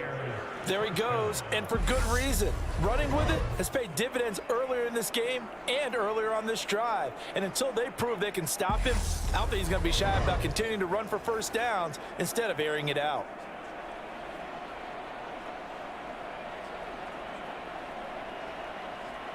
They had to settle for 3 last drive, hoping this second go-around ends in 6. In good position, 1st and 10. Now it's Fields. He gets this to Jones over the middle. And they're going to be set up now with the ball at the 13-yard line. Always laugh when people say, what's the toughest route to defend? And I'm like, any of them, especially if it's a good receiver. That makes things very difficult. But when you're running a drag route, something short, shallow, going through defenders, using guys almost as screens in order to get open, that makes things tough for guys trying to get to the football. Here's the option going left on 2nd down. And now they're inside the 10 as he's brought down at the 9. 4 yards on the play, and that leads to the 1st and goal. So that was all you're looking for on a play like that. Get the first down and keep the drive moving. Yeah, it just looked to me like he just said to himself, I've got this. I'll take it. I'll pick it up, and let's keep moving. Get the first down, get a new set, and let's start over.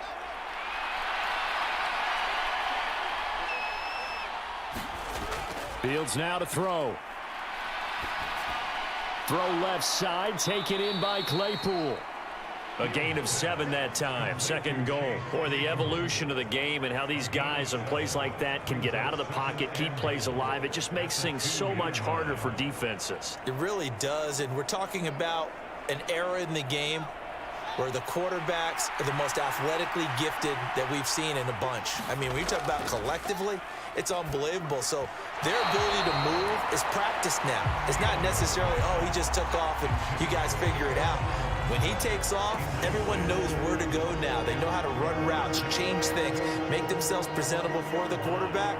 It's a lot of time that they put in on it. It's not just your static 1, 2, 3. This is where the ball goes anymore. They've been denied touchdowns in the red zone twice already. Here comes 3rd and goal. Montgomery will score. Touchdown, Chicago.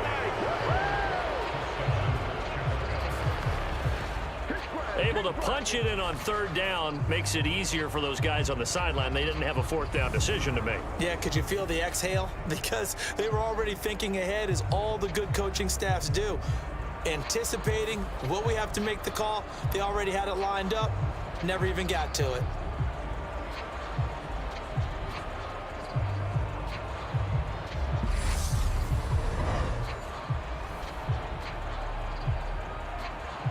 Cairo Santos on to try the extra point.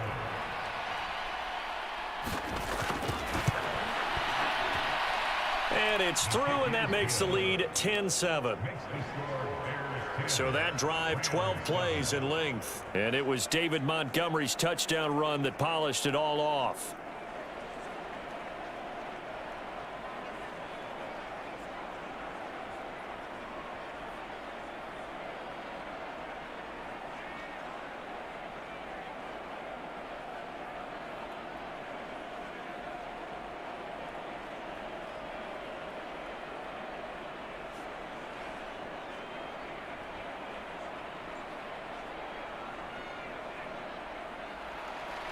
The Bears send the kicking team out there, and they will send this one away.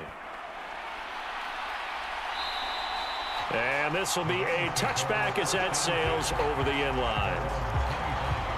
So the Rams coming back onto the field, their 2nd drive of the game.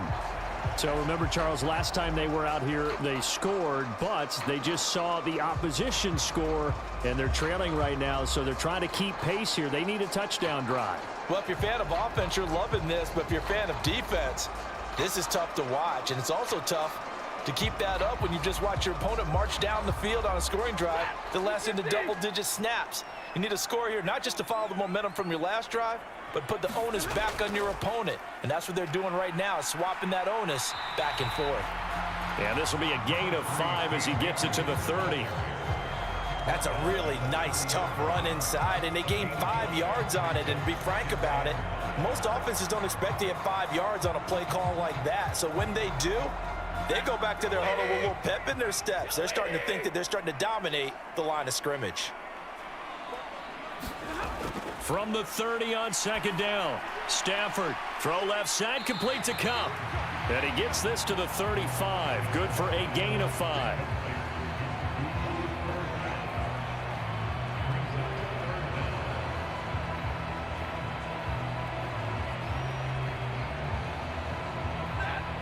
The Bears bring out an extra defender in the secondary now for third down. They'll try and run for this with Akers. They get 6 on the pickup there as the drive will continue. Brandon, what were they thinking on defense there? That looked like they were playing for the pass. That was 3rd and short. Yeah, it was an easy pickup because they handed it to him. That was way too easy. Just looked like absolute confusion defensively. Not sure why they were in that set. Yeah, I'd say you ought to have a few men in the box there.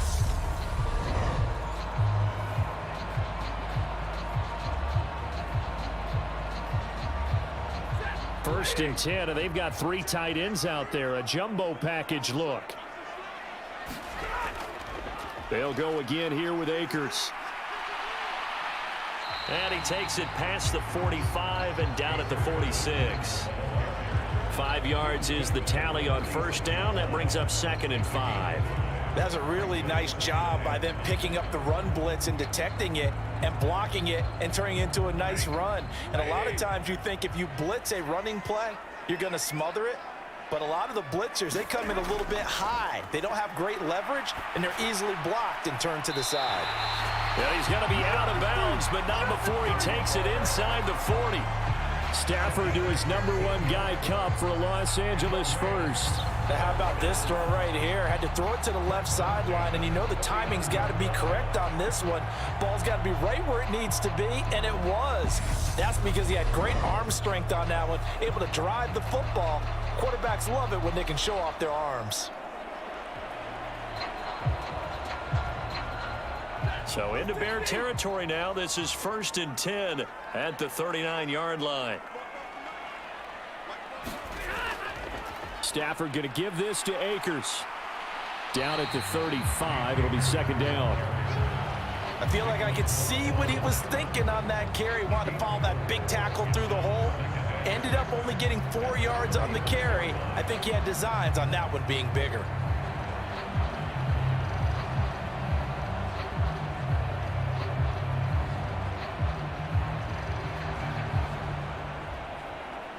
The run got 4. Now they deal with a 2nd and 6.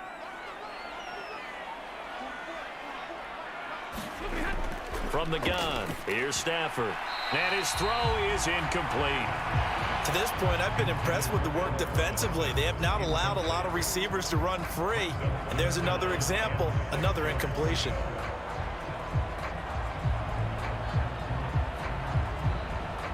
So it's 3rd and 6, and this will be the 8th play of the drive.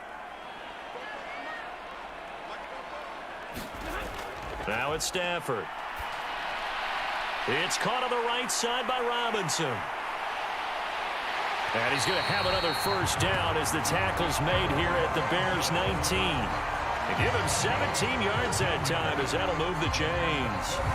And this was a nice example of an offensive coordinator scheming his guy open. Just a little underneath route, just trying to free up some space, and it worked awfully well. Got him not just space, but plenty of room to run after the catch to pick up really nice yardage. So here's a 1st and 10 now, down inside the 20. From the red zone now, Stafford. This one hauled in, and again it's Robinson. And the Rams are going to have a 1st and goal as he'll be taken down at the 7-yard line. Just picking up yardage in bunches here these last few plays. They have moved right down the field, and just like that, they're going to be set up with a 1st and goal.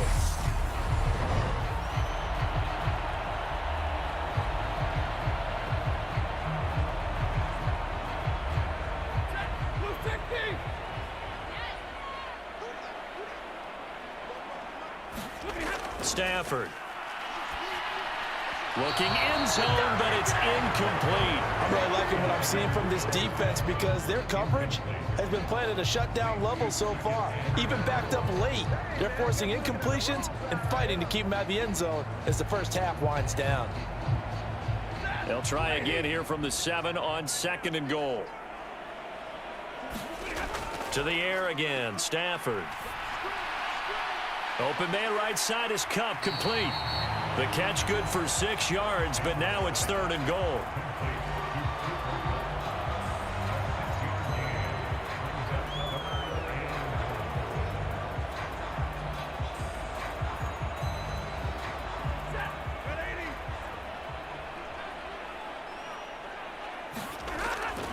Akers will score. Touchdown, L.A. But they decided to run it in and got it done on 3rd and goal. A lot of times that's a passing play. And the kicker just has to come out for the PAT. He can breathe a sigh of relief as well, right? Although I don't know if he's really breathing a sigh of relief. I think he likes to put 3 points on his ledger.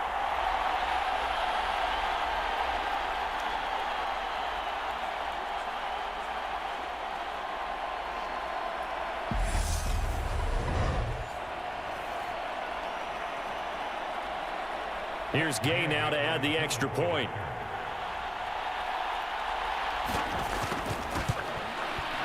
And that makes it 14-10. That one in the books as a 12-play drive. And it was Cam Akers who capped it off with a touchdown.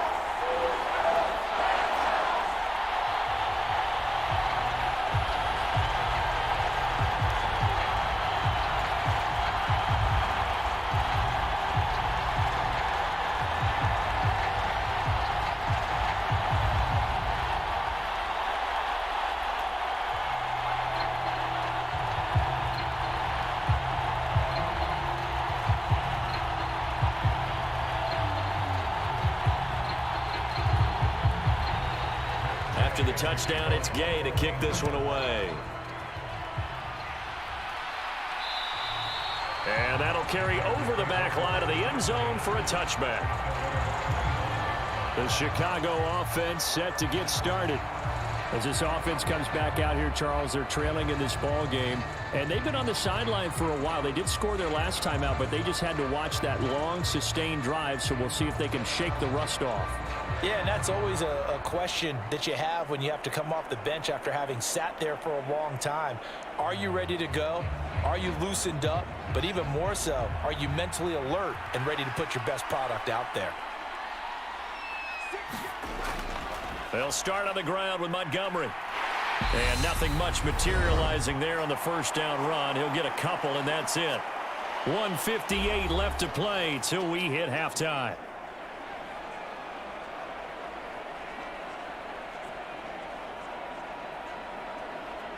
They'll break the huddle, come up on 2nd and 8 at the 27-yard line. Here's Fields.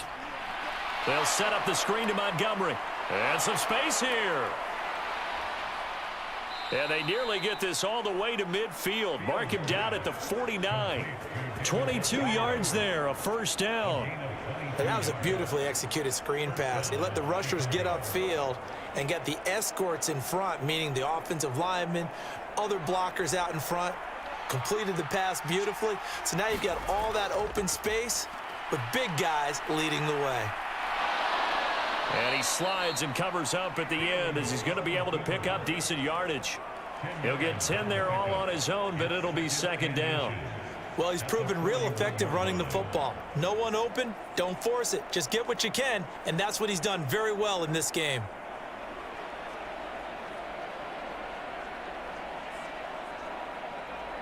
A good position to be in here, 2nd and inches.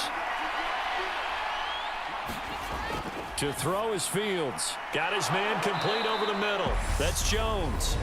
Now the Bears going to call the first of their timeouts, as the stoppage will come with a little under a minute to go in this first half.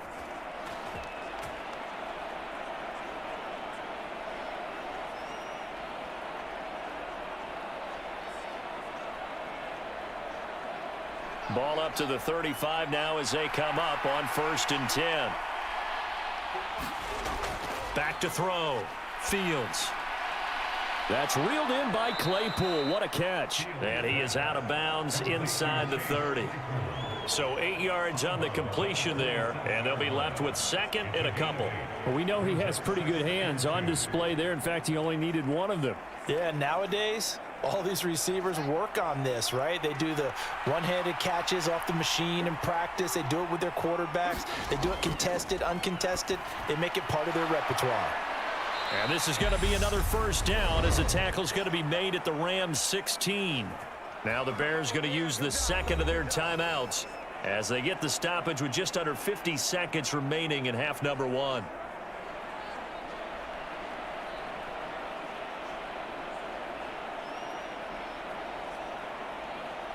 So the ball down to the 16 here for 1st and 10. From the red zone now, they'll look to throw. Dancing to his left. And he'll be marked down right at the 15-yard line. His running ability has been an extra dimension of their game plan thus far. For once, though, he doesn't create any magic against the front that's prepared for him to try and take off.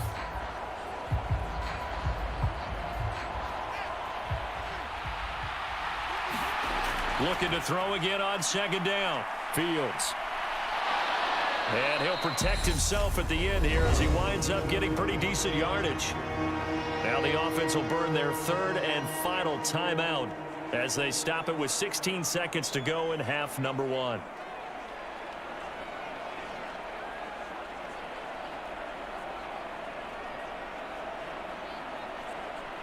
Play number 9 set to come here on the drive on 3rd and 2. Looking to throw. Fields. And this is going to be intercepted. Picked off by Jalen Ramsey. And the Rams are going to take possession here. It's a touchback, and they'll take over at the 20-yard line. Charles, one thing that he referenced to us yesterday was his confidence fitting the ball into any window, but obviously that window was a little too tight, and it was closing in a hurry. And he was talking to us about having anticipation in making those types of throws. Down near the goal line, I don't think you can anticipate it as much as you need to see it open. You've got to be precise with your throws down here in the red zone. That one goes into double coverage, and he gets picked off. Set to begin their next drive, the Rams offense at the line. And the ball backed way up, so thinking with this amount of time on the clock, probably just sit on it, and we'll see these two teams go to the lockers. Yeah, I don't think you want to overthink it in this situation. Either side of the ball, just go ahead and finish up the half and get on out and talk about it. So we've reached halftime here in a 4-point game. As we send you to our EA studios in Orlando, here's Jonathan Coachman with our EA Sports Halftime Report. Okay, Brandon, thanks very much. Back to you guys in a bit. But first, we welcome everyone to our EA Sports Halftime Report. This one has been a hard-hitting affair to this point, and you got to expect we'll see more of the same in the second half. And to bring the action your way, let's get it right back out to Brandon Gott. Okay, Coach, yeah, adjustments likely going to play a big role in this third quarter in what's been a tight contest so far.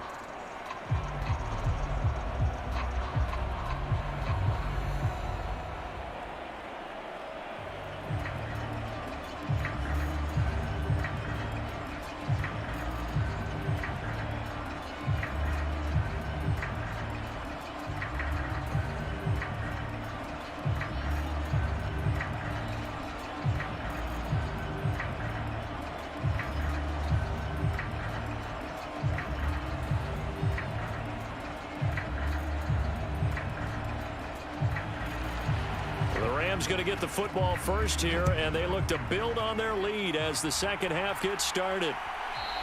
And they will not get a chance to return this one as it's through the end zone for a touchback. The Rams offense ready to begin quarter number 3. This offense set to begin the third quarter. And, Charles, if they had a checklist of things they wanted to accomplish in the first half, certainly at the top of that list would be having the lead, and they've got that here. That's always the most important box to check, isn't it? But also, they've had some success in their passing game, so probably an empty box establishing the run. They're on pace for fewer than 100 yards in this one, so now they want to make sure that they get that going so they truly have a control in this ball game, and down the stretch, being able to be balanced, either throw it or run it, and try and win this ball game. Now Akers to start the third quarter on the ground. And this will be a gain of 5 as he gets it to the 30. That's a really good gain right there. They pick up 5 yards halfway to a first down. The only problem now in the huddle, everyone's going to want to touch the football. Be a lot of chattering now because they've seen that they can move the line of scrimmage. After the pickup of 5, here's 2nd and 5. Going right back to Akers. And he's able to take this one up to the 35-yard line. 2 straight runs of 5 yards, 1st and 10. You know what really fires up offensive linemen? When the guy that is carrying the ball behind them can create his own space and break a tackle along the way. Ball up to the 35 now as they come up on 1st and 10. They'll fake it. Now Stafford. And the catch made by Hopkins. Will go down as a gain of 6, and that'll make it 2nd down. Such a tough position to defend near the line, even when you add a second defender, but the big man shrugged off the extra body and made the play call a success.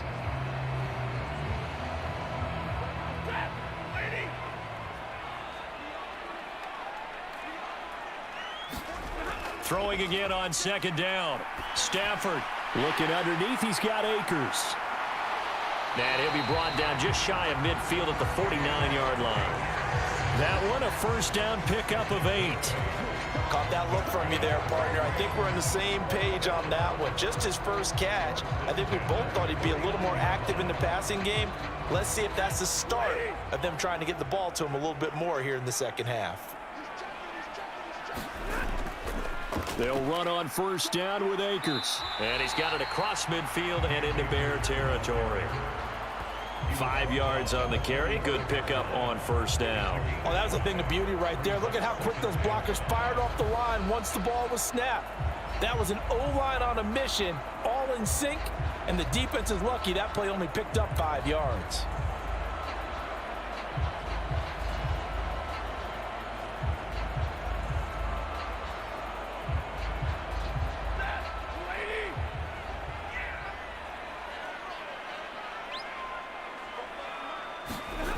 Off of play action. Here's Stafford. Pressure, and he's taken down. A Bear sack. They push him back 8 yards that time on 2nd down. Well, on that one, they go with a play fake, CD, but I don't think anybody really was fooled. All eyes were fixated on the quarterback, and they got him to the ground.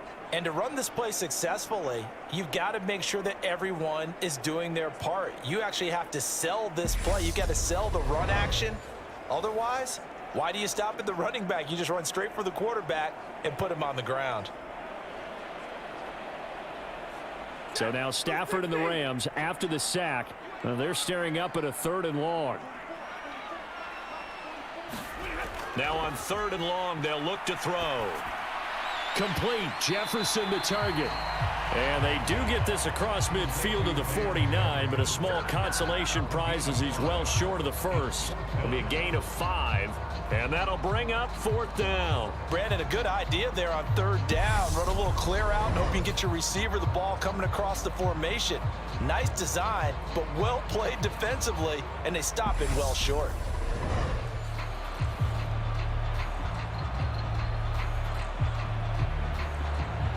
Here's Riley Dixon now, as he should be able to pin him back deep here with his first punt.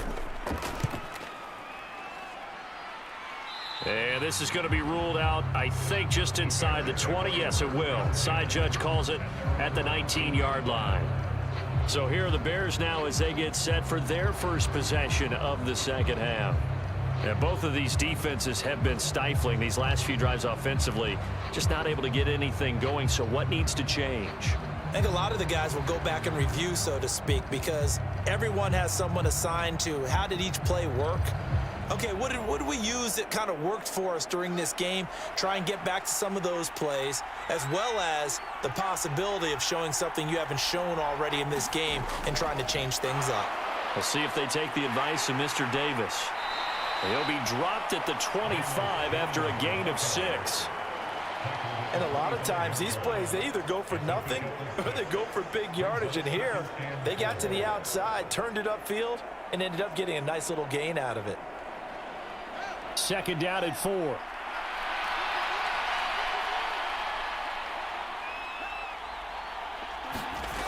From the gun, here's Fields. That's complete to Mooney. And he'll get this one way up just shy of the 45-yard line. That one a gain of 20 and a first down. Well, this is where reading defenses and practice time comes into play. You've got to know what you're running versus zone versus man and how to run the proper route. And they just executed that one pretty well.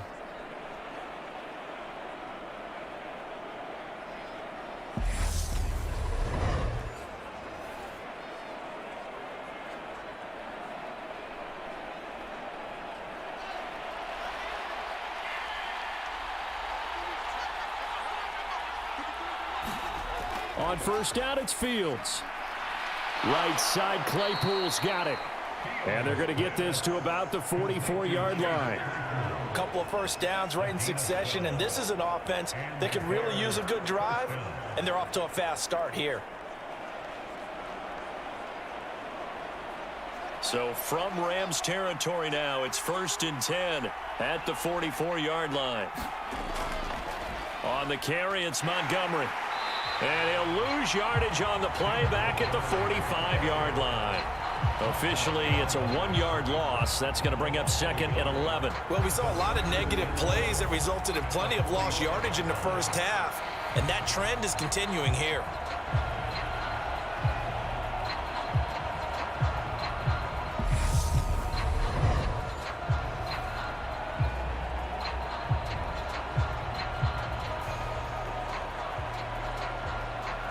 Looking at a 2nd and 11 now after the loss.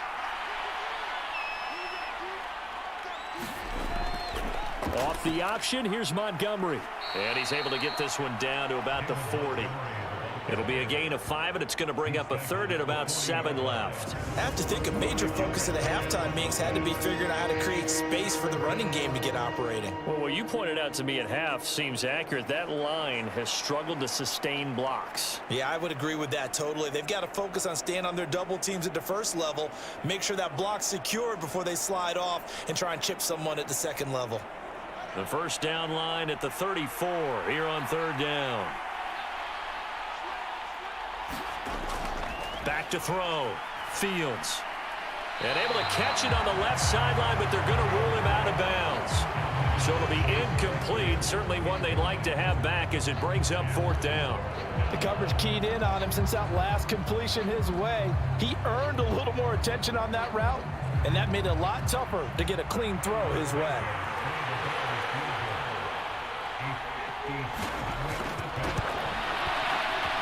And this is good from 57 yards out. That was bombs away right there. And the lead is down to 1 now at 14-13. Maybe a little fortunate there. That was leaking a little, maybe leaking a lot, but he got it. Yeah, he actually was able to make it work. How about the body language, though, right? As he watched that ball leak to the right, trying to bring it back in, and had just enough to get it done.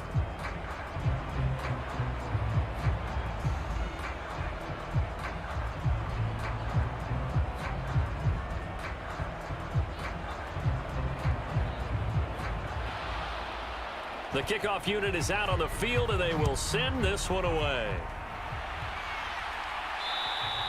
And this will not be returnable. It's out of the back of the end zone for a touchback. And the Rams getting set to go now. No points last time out. They were forced to punt, if you remember, but no time to dwell on that. They've still got the lead here and a chance to add to that here. 1st and 10 as this new drive starts.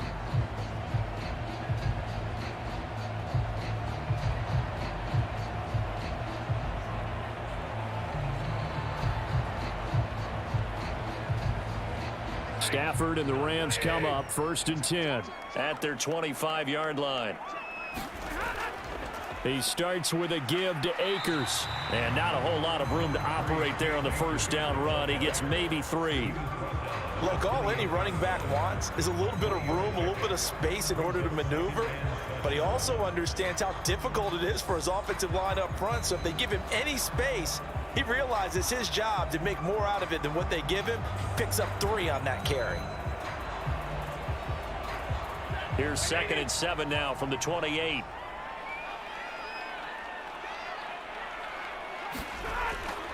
They'll go with Akers here up the middle. And he's taken down, but able to slip across the 35. 74 yards for him on the ground now. He has been a tough man to bring down all night. That's pretty much meat and potatoes right there, wasn't it? Just go right at him and let your big horse charge up the middle. Not too fancy there, was it? Nothing fancy at all, challenging that defense. And on that go-around, the offense won the challenge.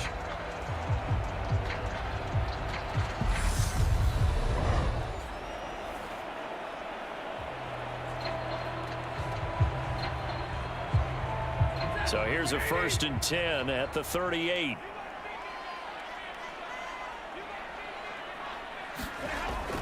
A give up the middle to Akers. And he's going to take this ahead for right around 3 yards, but no more than that. 2nd down. Yeah, I don't know if it's exactly a win-win, but if you're on offense, you'll take that kind of a run, all right? It was kind of stacked up, found a little bit of yardage, and frankly, they're pretty close to staying on schedule on offense. The playbook is still open for the coordinator. 2nd and 7. Stafford now to throw. And the timing a bit off that time as that one falls to the ground. I see the surprise in your face there, partner. That is a rare incompletion from him. He's been on point this entire game. He has percentage completion-wise way up. Not that time. They head to the line facing a 3rd and 7 following the incompletion on 2nd down. Back to throw. Stafford. Got an open man finding Jefferson. And they'll get this well past midfield before being stopped just before the 35. Give them 22 there on the 3rd down conversion. All right, let's just go ahead and walk through this one pretty easily, right? Blast off the line of scrimmage, get downfield to a certain point, usually around 8 to 10 yards, turn around and make sure the quarterback sees your numbers and set yourself up for the pass. A well-executed curl route by Charles Davis.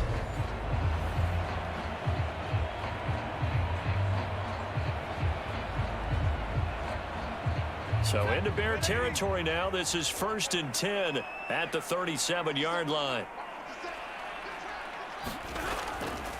On the give, this is Akers. And he'll take it down to the 30-yard line. Just what you want on a 1st down run. Call it 8 yards. And it's 2nd and 2.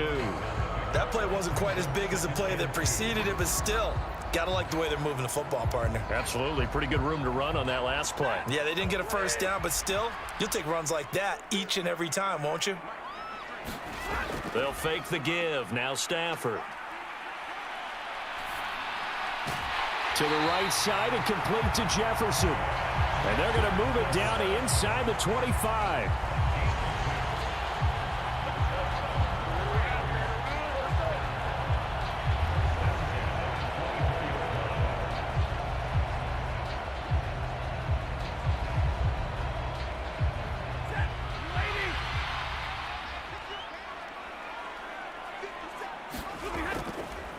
On the handoff, it's Akers. And he is brought down at the 22 after a gain of 2, and it brings up 2nd down.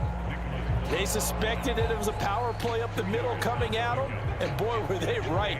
That defense got downhill in a hurry and limited them to just a couple on 1st down.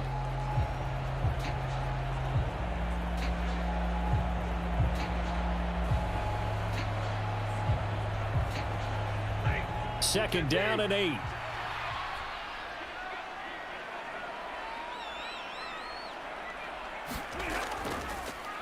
Here's Akers. And he's going to take this down close to a 1st down at about the Bears 16. So they'll get a little extra time to come up with his 3rd down play as we've played 3 quarters. We'll return with more after this. You're watching the NFL on EA Sports.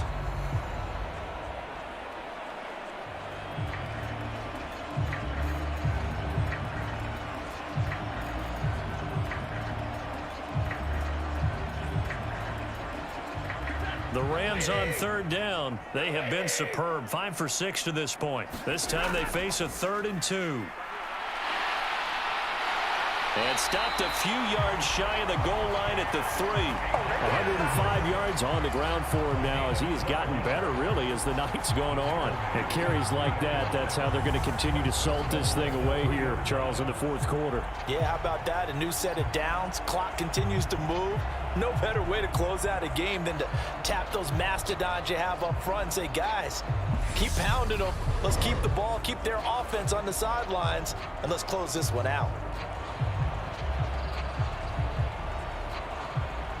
So 1st and goal, 6 points here would go a long way toward wrapping this one up. They'll run here with Akers. And he'll be stopped about a yard shy of the goal line after a pickup of about 3. But a spotlight hit him once already tonight as he got into the end zone. He was trying to make it a double spotlight, wasn't he? But credit the defense, bottling him up, not letting him get in for the second score there. 2 of their 3 red zone trips so far, they've come up empty on. They'll look to reverse that trend on 2nd and goal. Throwing is Stafford. And he's got it. That's Cup for a Ram touchdown. A 1-yard touchdown pass. And the Rams will add to their fourth quarter lead. So an important drive for them there. They're not home, but momentum, Charles, definitely in their favor now. And I like the point you just made. They're not home yet, but a 1-point game, and if you kick the extra point, make it an 8-point game. Only 1 score, but you're right. Momentum definitely in their favor right now. Gay is on for the point after.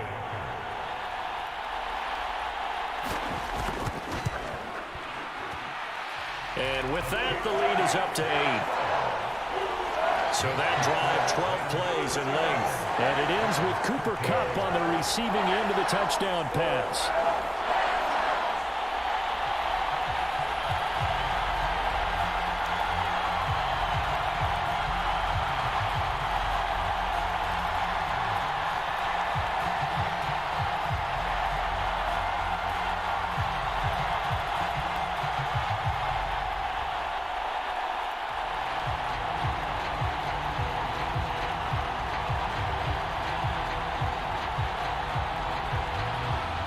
Following the touchdown, here's Gay to kick it away.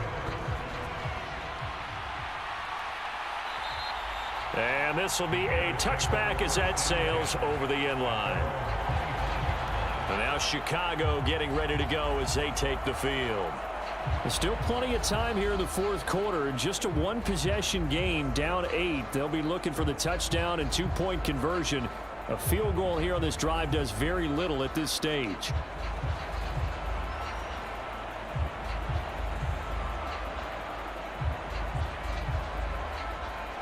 Fields and the Bears now with a 1st and 10.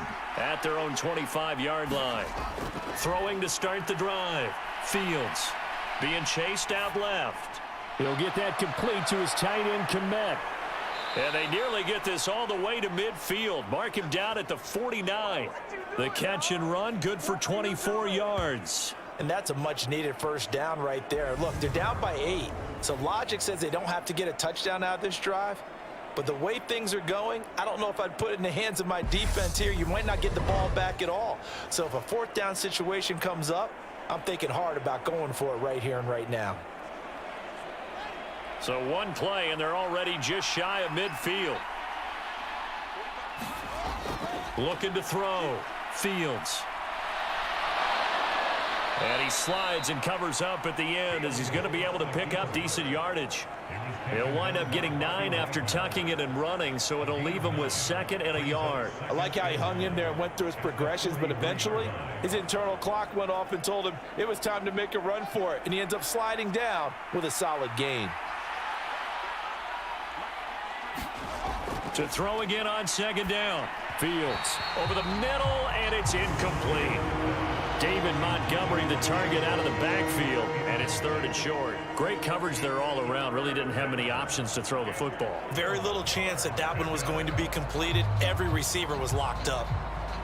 They tried to throw on 2nd down, unsuccessful. Now it's 3rd and 1. And they'll try and run the option to pick it up. And he's going to get this inside the 30. A good chunk on the ground on the keeper, 17 yards, first down. Well, I tell you, there is no antidote for speed, even at the quarterback position, as he keeps it himself and turns it into good yardage. And it still takes time for a defender to react, even as quarterbacks carry the ball more and more in today's NFL. They're still a little bit in disbelief and realize, oh my goodness, he's running with the ball. He may be 8, 10, 12 yards downfield at that point.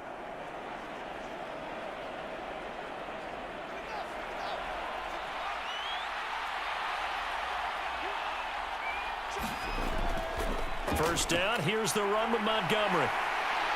And they're going to stop him right at the line of scrimmage. Just no cutback lane to be found whatsoever. 2nd and 10. And the trend continues here in the 4th like it was in the 1st, 2nd, and 3rd. He's had nowhere to run. And you're probably thinking to yourself, why do they keep feeding him the football? Well, they trust him first and foremost. They do believe that over time he might actually pop one of these runs. The bottom line is he takes care of the ball well for them, so they'll keep handing it to him. Oh, he's got a man wide open, complete. And finally, down he goes as they work it inside the 10 to the 7. A good pickup there of 20 yards. Some think that teams really won't throw a slant route unless you have a receiver that has a lot of stature to him. But sometimes the little guys, they get lost in there. People can't really locate them, and they run that quick cut on the slant, and oftentimes they can turn it into big plays.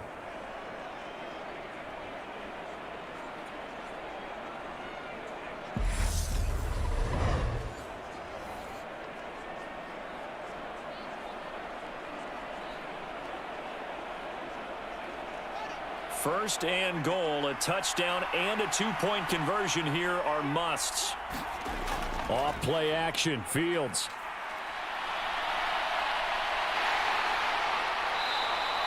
The improv on the scramble there gets him 6, and it'll be 2nd down. These are running back numbers that he's accumulating right now. Received double-digit carries and has rewarded them by breaking the century mark in rushing, in addition to what he's done through the air. Definitely MVP caliber football we're witnessing. They'll run for it with Montgomery. And he's into the end zone. Touchdown, Bears. David Montgomery. His 2nd touchdown of the night. And the Bears have a chance to tie things up as they trail by 2 here in the 4th. So part 1 of what they needed is done. They get in the end zone. Now you have to imagine we'll see a try for 2. And that's what the book says, but defensively, they can't hang their head right here. They've still got a chance to come out with the lead if they make a play.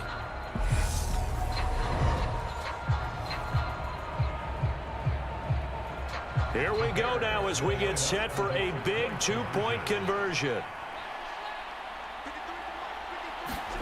Fields trying to throw for it.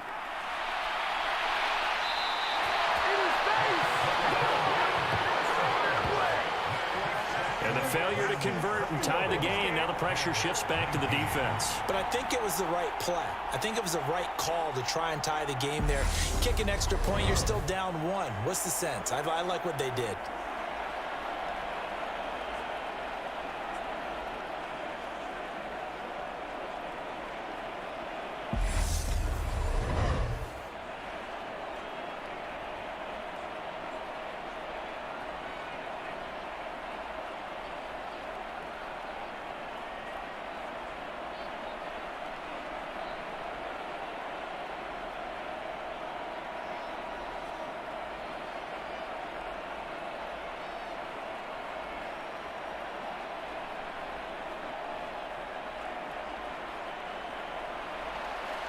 So the lead shaved to 2 now as the kickoff is away.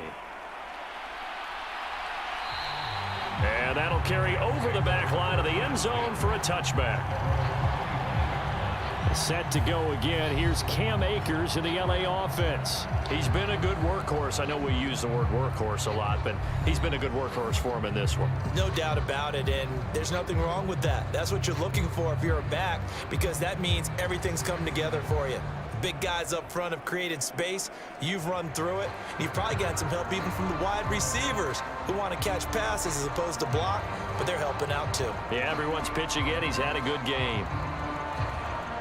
Stafford and the Rams come up 1st and 10 at their 25-yard line. They'll begin on the ground with Akers. He'll be dropped after a gain of about 6 across the 30 to the 31.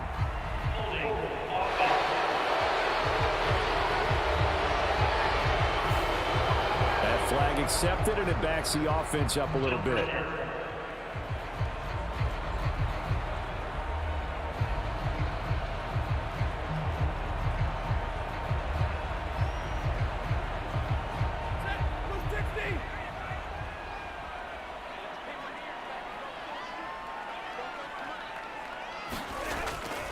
From the shotgun, here's a give to Akers. And not a whole lot to speak of there as they'll bring him down shy of the 20. Stopped on the play by Kyler Gordon.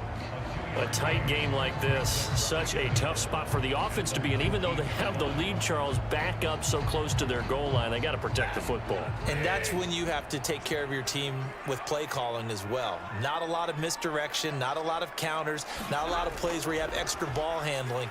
Get it right to the hands of your running back, tell him to take care of the ball, and try to move forward. Well, you most certainly don't want to go 3 and out here and give the football right back, because your friend, Old Momentum, he's wondering if he should change sidelines about right now. And if you don't convert here, guess what? He's going to make the trek to the opposite side, and all of a sudden, you've got a battle on your hands. 3rd and long, it's Stafford. Robinson's got it. And this effort will not get it done. He stopped well short of the first down at the 29. So the completion results there in 9 yards. And that's going to make it 4th down. I hate to surrender the football when you're nursing a slim lead, but they're going to have to punt it away. Trust that defense. It's the right play at this stage of the game as well. You don't need to press it here because you do have that little bit of a cushion, and you count on your D to make it stand up. Here's Riley Dixon now as he's on to punt for L.A. And this is away. It's a high kick, and he got all of it. And not what he was hoping for there, as this will hit in the end zone for a touchback. The Bears offense now getting ready to take over. And you sense the tide turning. They scored, then their defense forced the punt, and now a chance to ultimately take the lead here late.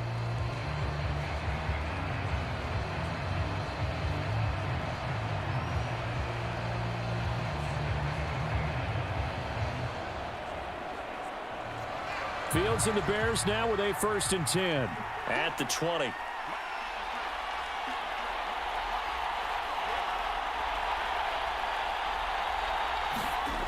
Now Fields. Completes a Mooney on the slant. And they'll get 8 out of this before being stopped at the 28. I got the sense that the defense created a little momentum for them there, didn't they? Did their job, forced the punt. Now, nice start to the drive. Offense has to do their part. Yeah, they certainly do, but what a great start for them. And they've got to go thank the guys on D. Line of scrimmage, the 28 now as they come up on 2nd and a couple. They'll try the middle with Montgomery. And he'll be brought down right at the 30 here. They'll get 3 as the drive continues. It's a 1st down. He continues to struggle to find a crease to break off a big one and might need to just put that aside and just try and ram his way forward and get what he can. So 1st and 10 now from the 30. A shotgun snap. Fields. Wide open receiver complete. And getting this just shy of midfield, they'll spot it at the 49. And the play goes for 19 yards, gives them a new set of downs. And here we are in the 4th quarter, partner, and watch them drive for what would be a go-ahead touchdown. And you and I both know this is where you need a quarterback who can keep his cool back there, not just for himself, but to keep the rest of the team relaxed too.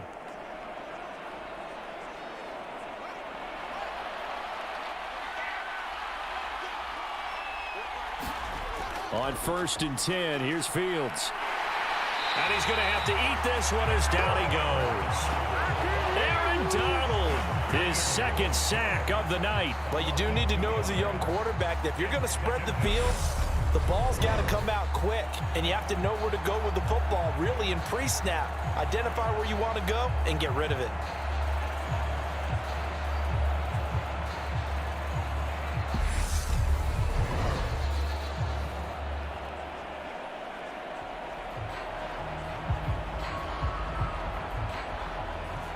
Now following the sack, they'll come up here on a 2nd down and 12. Operating from the gun, Fields. Completion. Oh, he's hit. He lost the football. Put it on the carpet. And now the Rams have got it. Going the other way. He's got room at the 30. Still on his feet. And they will finally bring this run back to an end, but not before he's down inside the 5-yard line at the 4. Hey, whatever happened to the days of just getting a fumble recovery?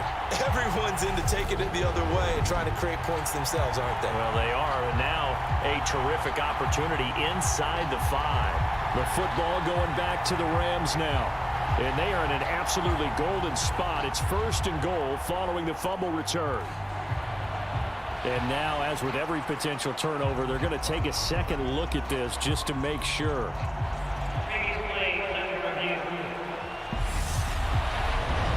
The question, was the knee in fact down before this ball comes loose? And is the video convincing enough to overturn it? A lot of factors here. Remember, you also need clear possession of the football afterwards. This is a tough one to overturn.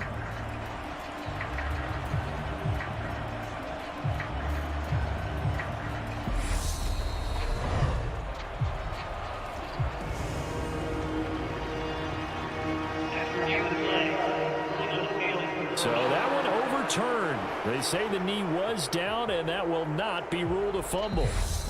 2 minutes remain, and that's our score differential as well. 2 points here in the 4th quarter. So the Bears with the football here as we welcome you back. They face a critical 3rd down now, needing a score here in the late going.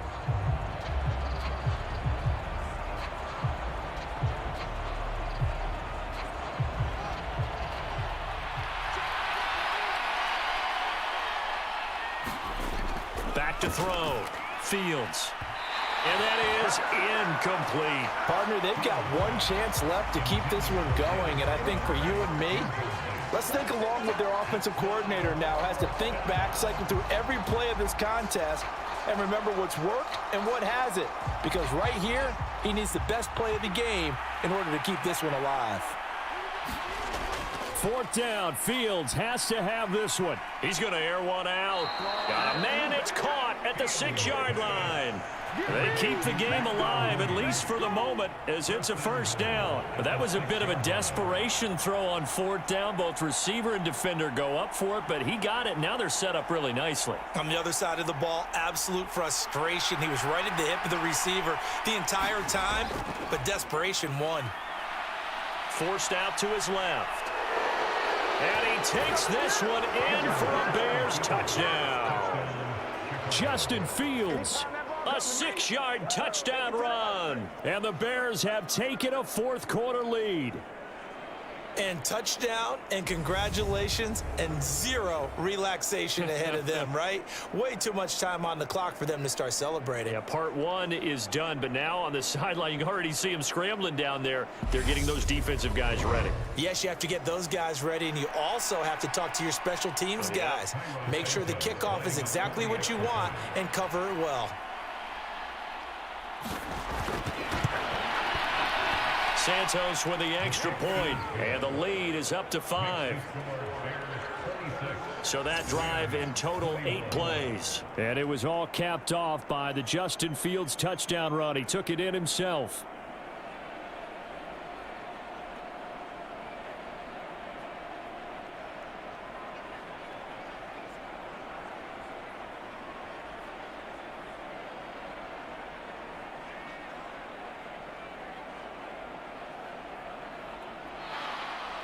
The Bears send the kicking team out there, and they will send this one away. And they will not get a chance to return this one as it's through the end zone for a touchback. So Matthew Stafford in the offense. Down by 5. 1:25 to play. They need a touchdown. A field goal is worthless now as they come up on 1st and 10.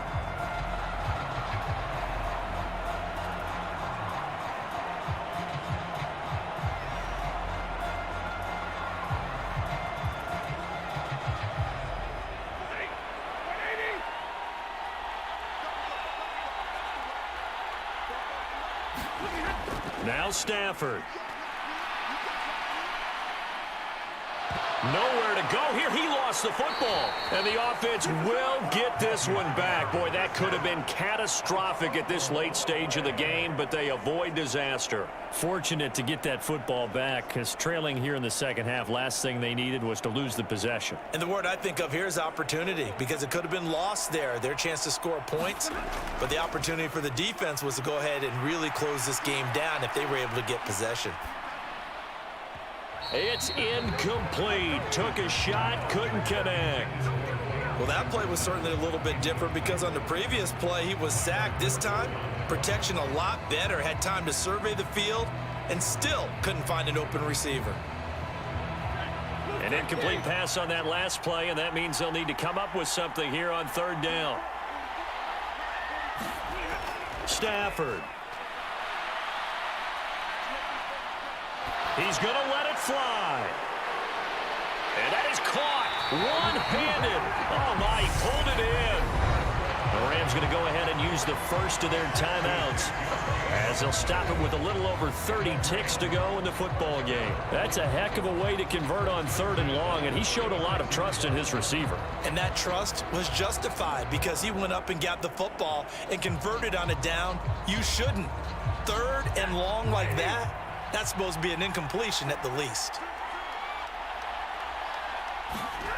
Now it's Stafford.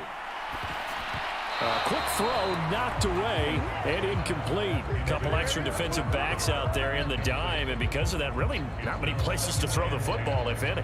And typically, what would you want to do against that dime? Run the football. You want to run the ball, but you can't do it in this situation. Not nearly enough time on the clock. You're having to really navigate against a tough defense presented against you. Stafford now to throw. And he's got this to Jefferson. Now the Rams will signal for a timeout, their second, as the clock will stop with 21 seconds to go in the football game.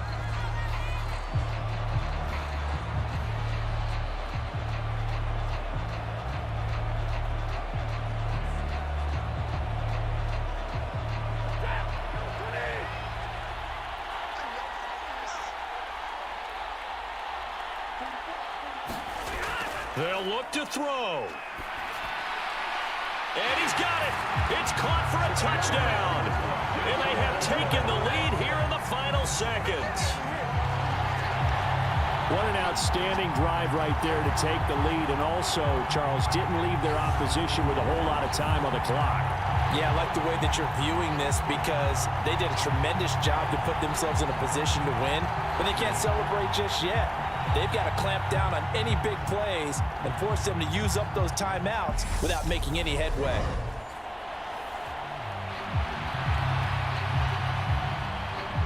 And now they'll empty the backfield here as they elect to go for two.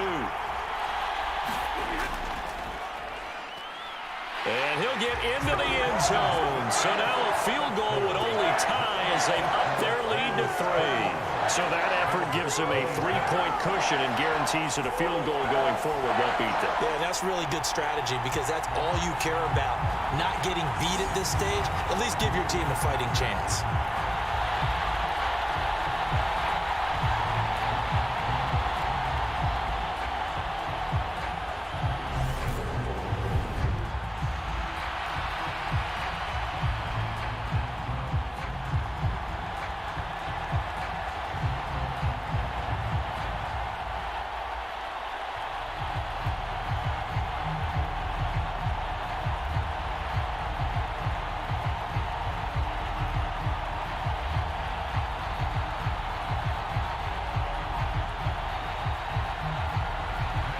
After the touchdown, it's Gay to kick this one away. On the return, it's Tristan Ebner from his end zone. And he's up across the 25 and down at the 28.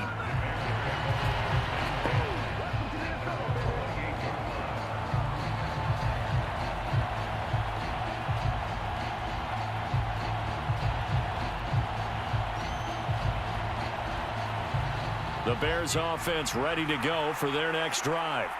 And the points, they have come fast and furious in this quarter.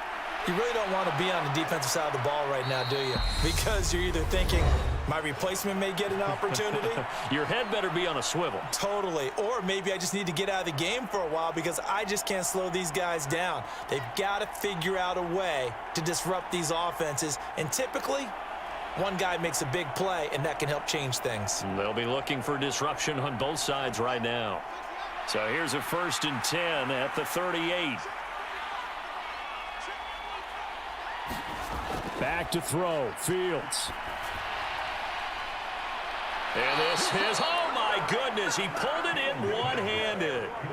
It's a great throw right there and really showed a lot of confidence in his receiver. He certainly did. Ball was in the air a long time, but he counted on the adjustment that we saw near the end of the play. As that ball was descending, who was going to come down with it? He counted on his guy, and he gambled correctly.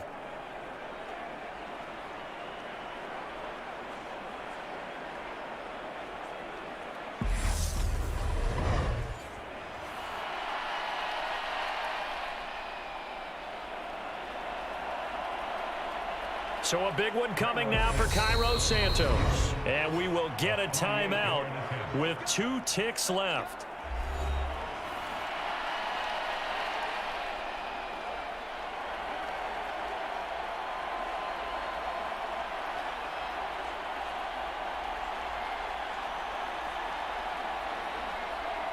So here we go. Maybe the biggest kick of the game forthcoming.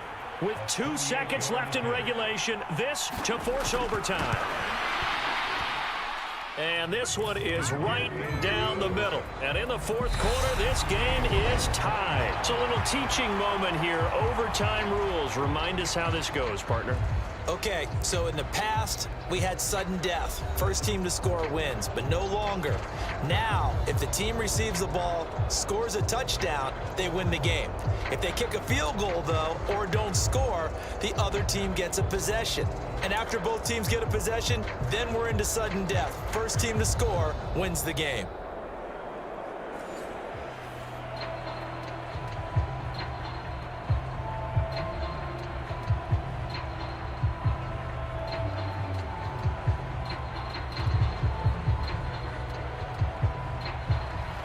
So it's the Rams who are going to get the football first as we are back underway here in overtime. And this will not be returnable. It's out of the back of the end zone for a touchback. And now out on the field, here comes Los Angeles. All set up for him right now, Charles. Opening possession of overtime. They've got the football. They also obviously have this home crowd behind them in a big way. They get that extra energy from them, but they've got to be careful not to let that adrenaline get away from them and play too fast or create errors of their own making. Use that energy, embrace it, but make sure they channel it the right way. They've got a chance to go downfield, score a touchdown, and end this game. On 1st down, they'll start out with Akers. Oh, he faked it with a juke. Now he's got some room. He's at the 30, 10, and he's into the end zone for the touchdown and the game winner in OT. Well, you never know what you're going to expect when you come to the stadium to call a game. Sometimes you get good ones, sometimes you get bad ones, sometimes you get great ones, and that's what we had here. What an exciting finish on that last big play. And I think that as we look at it, when you're talking about a great finish, which went along with a game that obviously was dramatic because we did get into overtime, what type of play calls do you have left? What have you not shown? Or what have you made an adjustment to what you've worked out all the way through? It's going to give you the play we saw to win the game. Because I know everyone's thinking that was something that they just drew up. It might have been something they've been working on, and now they got the right matchup. Extra point by Gay is up and good. And they will take a 7-point lead.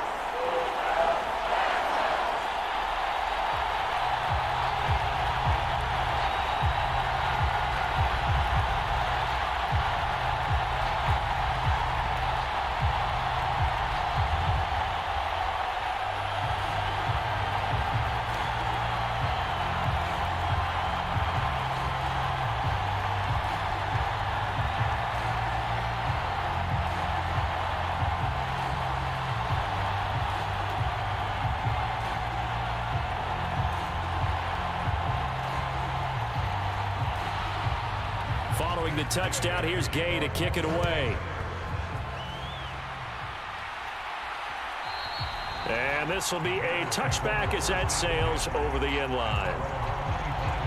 The Chicago offense set to get started. And after the field goal last time, we'll see what they can get here. At least they got points out of the last drive, Charles. I never met an offensive coach that didn't want to drive to end with a kick. Most of them wanted to end with a PAT, right? In this case, a field goal, they'll take it. Way better than the alternative, which is a punt. Yeah, but you've met fan bases that wanted that, that weren't happy with that field goal. I haven't met a fan base yet that wants to drive to end with a kick, other than the extra point. That's it. First throw in overtime by Fields. Over the middle, that's caught by Claypool. And they're able to get this one across the 35. Right off the bat, it's a first down to start the drive, 12 yards. And with that last play, he's now up over that 300-yard mark. And in today's NFL, it almost feels routine. And I hate that when you talk about a 300-yard passing game. To me, 300 yards still signifies excellence, and he's achieved that in this performance. Up the middle, it's Montgomery. And he can only manage to get a couple. 2nd and 8 coming up. Certainly a nice job there by the defense rallying to the football and getting him on the ground. But I think the play gets made by the defensive front, because if they can't get upfield, their job is to go ahead and get low, almost get into a ball sometimes, stack things up, and make it difficult for the runner to find a hole.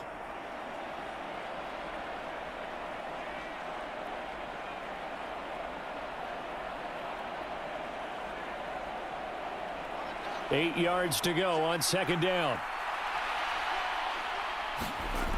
Fields.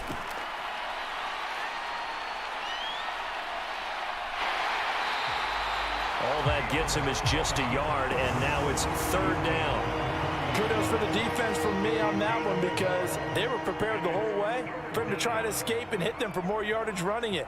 I like the way they stayed zeroed in on him and kept him contained when he pulled the ball down. I think he was fortunate to get what he did on that run. Throwing on 3rd down, Fields. Able to hit his target, Claypool. And he'll be out of bounds after getting this one across the 40.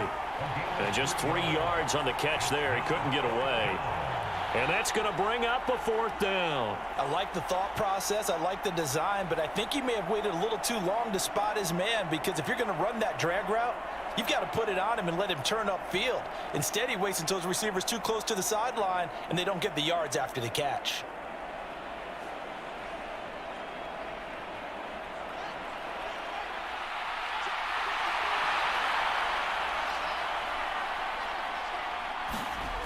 Here we go on 4th down, Fields. And all this is taken in one-handed. What a catch. Touchdown, Chicago. Wow, talk about a big 4th down conversion for the score. Defensively, how do you let that happen? I think you start with the offense and you give them credit for going for it and having that type of, well, let's face it, audacity. But defensively, I think you're right on target, partner. There's no way something like that's supposed to happen in that situation. You're supposed to be able to shut that down and get the ball back for your own team. Instead, they give up not just a big play, but a touchdown. Santos now to add the PAT.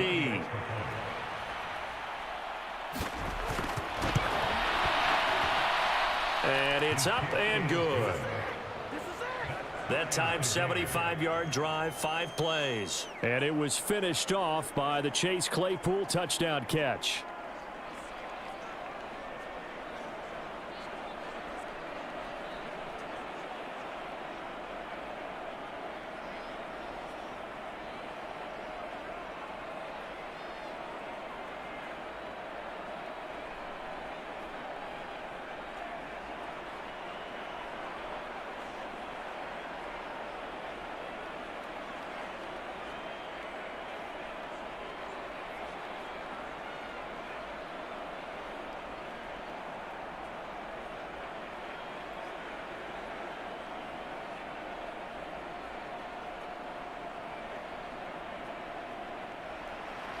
So we're right back where we started, all even as the kick's away.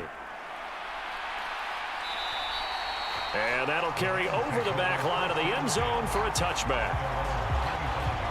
And the Rams now coming out on the field. Well, partner, coaches always say that every play is designed to score a touchdown. Sometimes that's not really true, but last drive, that was the case. One play to get into the end zone, and now they'll try to duplicate that success here. And it's rare for those moments to happen. Incredible when they do. And you saw the celebration. Pure, unbridled joy after that one. Stafford and the Rams come up 1st and 10. At their own 25-yard line. They'll start this drive out on the ground. And down he goes, but he takes it up to the 40.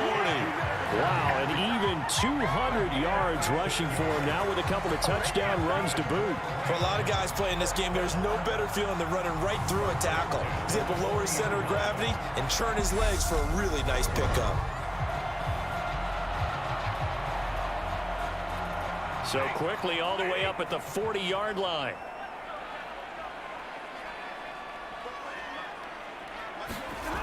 To throw is Stafford.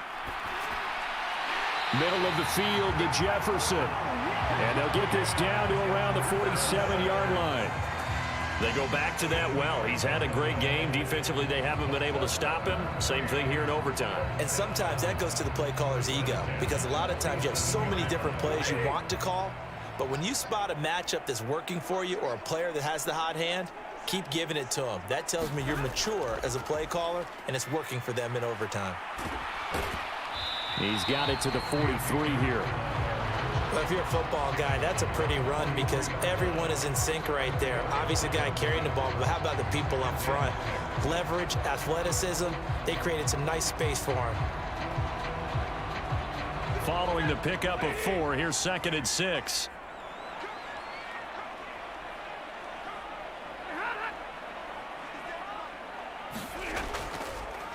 They'll go again here with Akers.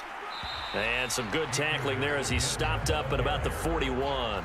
3 yards on the pickup. That's going to set up an interesting 3rd and about 4 to go. Just not a whole lot of room to operate there on that carry. No, not at all. They did a really nice job staying in their proper places and not allowing any lanes to open up. In search of 4 yards here to pick up the 1st down. On 3rd down, here's a run by Akers. And he's just going to be short here, barely. Maybe by a half a foot. It'll be 4th and inches.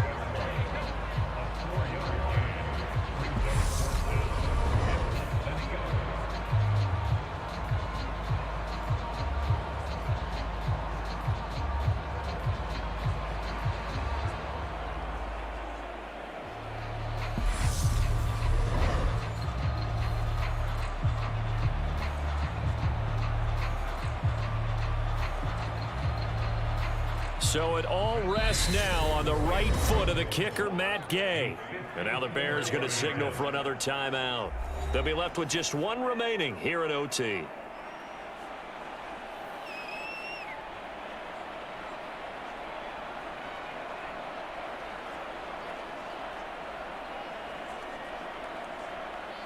And now it all rests on the right foot of their kicker. This to win it in overtime. And he got it. The kick is good. In overtime, he's able to split the uprights. And the Rams have won the game.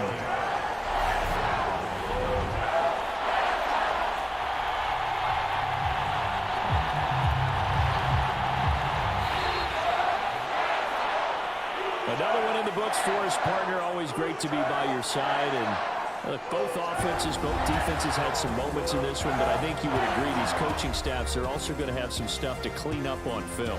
Absolutely, partner. Let's face it, any game we get to watch from up here, it's going to be a blast. Do we want to get a real job? Absolutely not. Let's keep watching the NFL all season long. So that'll do it for us. For Charles Davis and all our crew, I'm Brandon Gaudin. You've been watching the NFL on EA Sports. With that, we say good night from Los Angeles.